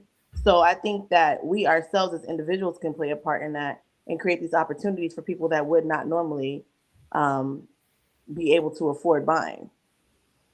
Yeah, because this kind of I'm comes not back gonna to. promote. I'm sorry. I'm not gonna promote making away for co-living because that's how I eat. I'm eating co-living. I'm taking over. Co-living is. I'm not promoting that. That's all that bread is for. No, I'm kidding. Because this come back to almost what Karen was saying a second ago about, making it an incentive. Why can't they make it an incentive for investors to help solve this problem? Why not work together with the private sector and the government to solve this problem? And you're right. And the many billionaires that live in the city of St. Louis, they can't fix up North Side St. Louis. What No, no, Billionaires what live at what's that? correction Karen. back. What Why Karen, that's would they? really where sad. That's sad. where do they live at, Karen? That's all I want to know. There are plenty of billionaires in St. Louis. Many Where? billionaires. I'm asking as a single woman in America, where they live at, girl. They I'm gonna live, they ask. live, we drive through it all the time. I'm gonna ask a You better know where they question, live at. Karen. I'm gonna ask a better question. What incentivizes the billionaire, millionaire, whoever this Google man you just made up to want to do this thing you're talking about? What's the incentive? Well, number one should be the fact that, you're helping a homeless family with children and kids. You're helping people out. Is That that an should be incentive this, for them though? and it's No. not, but it should be your heart. It should be your heart posture. Nobody cares It about should that. be. But because it's not most people heart posture, then here it is. You get some type of tax cut, which the wealthy gets anyway, but even more. That's why they have the opportunity zones. That's what that does. Opportunity zones. Ding. That's what it is. So I mean, I said it's got to be something that could be done, but We got it's to got to come in be the an middle. incentive. If we're depending on millionaires and billionaires to come in and save the day on the worst of the worst, we're dreaming. That's not how the real world works. It has to be an I incentive. never understand that. I just never understand. Well, how much of that money you gonna spend in your lifetime? And They then when you worried die, about their you kids and their kids. They ain't worried some about you. of them They can't. don't. Warren Buffett ain't even giving his children half his billions. So So, like, he's doing something else with it. but that's the But beauty of hey, America, Karen. That's the beauty of living in this so-called free country. You do whatever you want to do with your money. It's your money until the government yeah, take half of it. But that's they all. do. Unless you move out of the country, which is a That's whole right. nother topic right now. That's my So, goal. I which want to get so rich where I gotta move. I don't want to pay the taxes no more. I got some family members heading to Africa, and their money is longer there. And plus, they're buying the real estate is cheaper there, and they're buying a whole like hotel suite type of thing where it's going to be like short term rental, cheaper. It's very cheap, very cheap. Yeah, And that I'm I think like, that's a sustainable option for some people for sure. yeah, And but for those of us that understand that we are the American Indians and this is our land, I'm not going nowhere. I'm not going nowhere. But I'll write y'all though. I'll come visit y'all. I got a passport. I'm gonna come visit y'all. I promise. Are I'm you coming everywhere saying? y'all going. Are you saying they didn't land on Plymouth Rock, but Plymouth Rock landed on us? Cause What you here say I'm now? not, baby. I'm an American Indian. I'm from the Choctaw Nation, baby. I'm not going nowhere. I ain't finna let them take this land. They're Come not gonna on. push me off with They their already taxes. took it. I'm gonna find these loopholes. I'm gonna find all these different ways that I can get around it. I'm gonna make that A-Rap money passed down to my generations, and I'm gonna put. I already have a trust. I'm teaching my children about trust now, because that supersedes a will. I'm going to teach my future generations on how to sustain it and how to keep what I acquire in our bloodline, because that's the name of the game. Period. Right now, Wait a minute, Sheba. Bill You just Gates. said something powerful. Bill Gates is buying up a large percentage of all the real estate in this country. They're not talking about stopping him. How are Wow. we gonna Yeah. stop that dude? You know what I'm saying? He's out here buying all the Mhm. farmland. Buying property is cool, like buying houses and all of that. That's great Land because is where real it is. estate. Yeah. But for me, I grew up a farm girl. I grew up in New York City. My great grandparents in Arkansas still had a farm. So for me, I understand the leverage and the power in both. I don't just want buying power with houses. I want land that I can till or lease to other farmers. They're paying me. I'm not even doing no work. They're farming the land for me. I can go down there and get crops just because we have a relationship together, but they're paying me for my land that they're farming, they're cropping, and they're doing all the work to sustain it. Come on. That's wisdom. I like it. There's multiple different ways to do it, but as an American Indian from America, I didn't come over on no slave. My ancestors didn't come over on no slave ship. We was already here. I'm not letting them run me off nowhere. I'm gonna figure out how to play the game of Monopoly until I play it and play it and play it, and then I'm level up. That's it. But yeah, going to other countries, I think that's a huge exit strategy for other people. I would like to purchase real estate like in Thailand and other places, but I'm not just uprooting, because the more of us that uproot, I feel Thailand, they like about that's to be why. invaded. You want to buy some property in Thailand? China gonna take that over next year. Yeah, but at the same time, they about to come take over here too. Like, what's the No, difference? we going. If they take this land over, it's gonna be hell and brimstone. We dropping nukes without thinking about it, but that's a whole nother story. We ain't going out like that. You know that. I was in the army for 6 years. We ain't scared of nothing. We gonna go down swinging, bugging, and swinging. So hopefully that got y'all something good there. But before we land this plane, I gotta ask Karen, Yes, sir. what have you learned today? You always ask me that. Anyway, no, really. Um, man, I've learned today that you really do have to have. It's good to just stay focused and buy your assets and get as many assets as you can. And yeah, still continue to focus on what the news is saying and what the government is saying, and how the laws are changing, and stay on top of that. Some people say don't, I don't watch TV or I don't do this because I'm just don't want to hear all the bad. No, no, it's not smart not to continue to see what the news channel is saying, what the government is saying. You got to stay on top of those things. Okay, makes sense. What about you, Sheba? What have you learned today? I learned that Karen is a boss and she got the longest lunch break ever. Cause yo, but I learned that I can do sub to and creative finance deals in properties that people are not behind on their mortgage. I did not know that. But the main thing that I learned that right now, my first step is qualifying according to the 4 pillars, setting appointments, and getting a closer, studying the closing calls at futurecashflow.com. Cause period, build my confidence that way. And then I'm gonna attack these deals. We getting ready. But right now, I'm just gonna focus on the 4 pillars, qualifying these leads, and then bringing them to a closer like you want art. That's it. That's it. It ain't no reason to overthink it, worried about what exit strategy, how we gonna do the probate, how we gonna stop the auction, how we gonna do all them questions. We got answers for all of that stuff. We don't even care. If a seller willing to play, we got a way. Oh, come on with That it. question. And you know what? That's so good because also, like you mentioned earlier about asking a question and not saying anything, wait till they answer you. Like, would you sell it for 7,000? Hold your thought and see what they say. And don't say Because a if peep. don't say not, zip it If up. you gotta push the Don't mute on say, your phone, Mr. Seller, would you consider X number for the property? yeah. And he's like, Good. well, I don't know about that. And you don't be too quick to say something. Let him get it all out his chest. Because he might say, well, I guess I'll do it. Yeah, Just by not that's saying nothing. powerful. Or Powerful. here's an even dumber thing. I don't want to call it dumber, but it is. You could ask them that. They'll say a number. Or you say, how much did you want for your house? I want 100,000. Don't say nothing.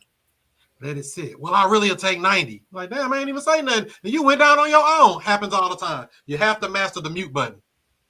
Know when to speak and ask questions, and know when to don't say nothing. Very good skill to learn, especially if you're talking about becoming a good closer. How you think we close these deals? That's the magic. Don't gotta know everything. We just need to know to ask the right question and allow them to close themselves. Love it. Miss Sharonda, what about you? What have you learned today? Well, first I need to take a step back. When y'all was talking about the skilled trades, it is a shortage out here, and Home Depot does have some free programming for people to get certified. And I believe there's some other organizations or entities and schools that are offering free education, because we do have a shortage in regards to that. And what did I learn today? What I learned today was that I need to figure out these contracts so I can start trying to get these deals together. Also, from what you're saying is that if we got a property and a party that's interested, we need to just start rolling with it, and we need to figure the rest out on the way. And did you say it was you can only do one wholesale deal in Illinois a year? If you don't have a real estate license, correct. Okay. Well, that was something that I learned. I never heard of that before. What was the governor name over there? The one before the governor that's there now, the one signed that into law. Maybe Pritzker. Yeah, Pritzker. But no, I think it was the one before him. What the guy there now is Pritzker, right? I don't really know. I don't even like going to Illinois. Don't tell nobody. Me neither. I'm Hate 1 Illinois. for 4 over there. I think I closed one deal out of 4. I don't like it over My there. ratio ain't too good over there. 25% batting average. That's pretty good.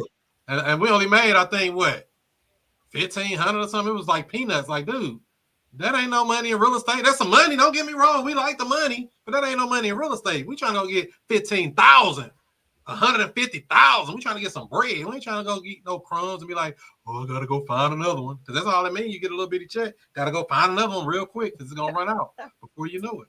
So go get the money and don't cut yourself short. Believe in yourself. Ask good questions. Don't try to know everything. Just know to ask the question. That's it. Even if you know the answer, ask it anyway and let them answer. Do your practice when you're talking to sellers. Let them answer the question. Don't answer it for them. I know you won't do this, but let me see. No, don't be leading them into the question. Just ask the question. That's it. And if you want to connect, Chris at futurecashflowclub.com. But Mr. Art, what did you learn today? All right, I'm gonna make this real quick. Few things, a lot of things actually. One thing, I like the closing line that you said. Very simple. Would you consider 7,000 for this property? That's a close. That can definitely, if anyone uses that enough times, you will get a deal. That's a close. You always got to go for the close. Another thing is USAA and Insurance are good companies for roof claims. That's good to know. State Farm is the worst. Allstate is 50-50.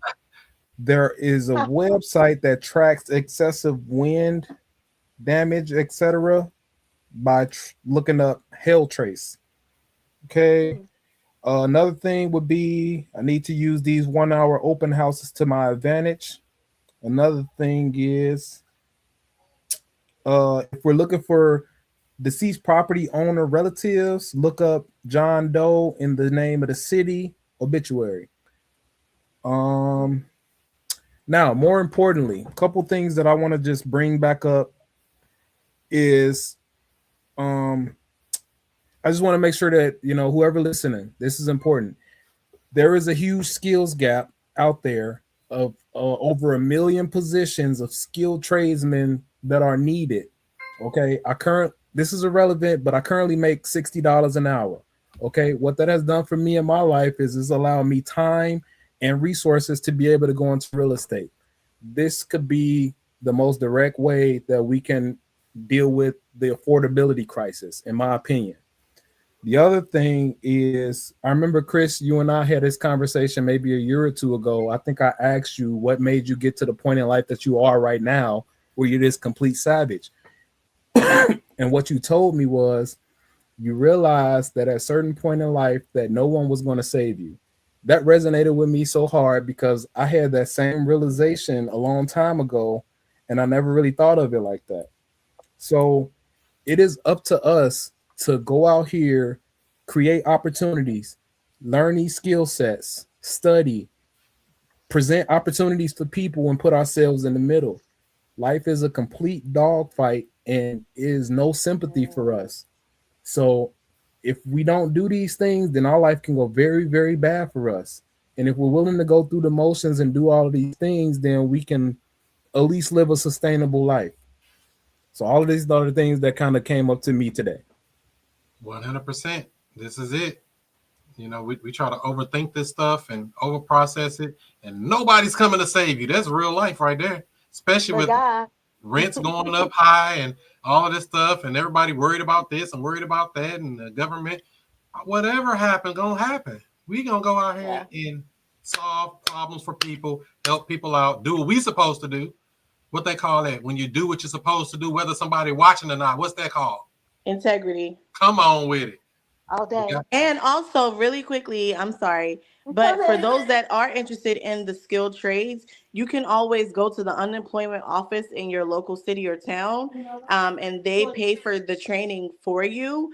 So it's not even just Home Depot, because we don't know the quality of what Home Depot is going to teach or not, or certification. You can always go, you can get a degree or a certification through your local college or school just by going to the unemployment office and letting them know that you're interested in taking a skilled trade, and they will pay for it for you. Very true. Yep. Very Up true. here in Michigan is Michigan Works and Detroit at Work. And that's the truth. They will help you in some capacity, if not all of it. For anyone watching in Indiana, you want to look up indianaplan.org. Come on with it. That's the name of the game. What was that again? Art, did you say Indiana Plan? Indianaplan.org. Gotcha. And so, let's see here. Wall Street Trapper said if you give him permission to feed us, we give him permission to starve us. Come on. What you know about some Wall Street Trapper? He was a skilled tradesman as well. He was a union iron Wall worker. Street Trapper. What you know about him? Ooh. Come on Do with y'all, it. do y'all be talking about stocks and stuff on here? Come on, y'all. Okay. You thought we was out here playing? You thought we was out here Okay. playing? We swinging, bucking, and swinging. Come on with it. Chris, you need to be running for St. Louis City and St. Louis County mayor, bro. You know everybody. Come on. You gotta be plugged in like the mayor. Name of the game. All right. Well, tell Shay we said congratulations on such a huge milestone. We are so proud of her, and we pray nothing but abundant blessings for you and your beautiful family. Happy birthday.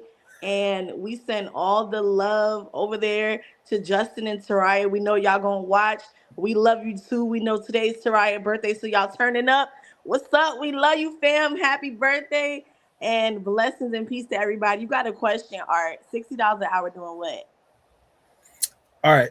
So what I do, you probably never heard of this before. I am a union millwright general foreman. Look it up. Ding, that sounds like a quality job. Could I qualify for that? Y'all hiring? Always. I bet. I'm unemployable. I can't do it. Hey, Chris, I have a question for you. I have an answer. So on your site, the trial version, does it include any of your forms or anything like that? All the ones that come with whatever site. So we break it all down. Okay, I didn't hear none of that. Elite. You need the elite. Elite give you everything you need at futurecashflowclub.com. And if you're looking for a good phone system with AI already built into it, futurecashflowphone.com. Make sure you tap in with that. So I'm going to let y'all get back to your Sunday night. We appreciate you all for coming in. Hope you learned something today. Hope you implement things that you learned today. Don't be afraid to talk to people, understand them, truly try to give them a solution to their problem, and you're going to eat as well. So it shouldn't be anybody mad. Any other questions? Thanks for all before we you land? do, Chris. Thank you. All right. So I will see you on the next one. Do what you do. Be who you be. And I'll see you before you see me. So I want to get into real estate, Cider- but don't know where to start. Well, what I would say is to join the Future Cash Flow Club. It's a community of investors where we talk about wholesaling, we talk about creative deal structuring, buying houses subject to, all of the creative stuff that everybody's talking about. You don't need a real estate license or any of that. Wow, where do I sign up? Well, I would say go to futurecashflowclub.com. That's futurecashflowclub.com. You can even get a free trial. Try it out today. I don't know what you've been doing. You've been asleep? Let me wake you up with something. Straight up. Yeah. Allow me to reintroduce myself. I'm Chris Monroe. R to the O-E. I flip houses, rent cars, and make money. You know I'm not no motherfucker dummy. This how we do.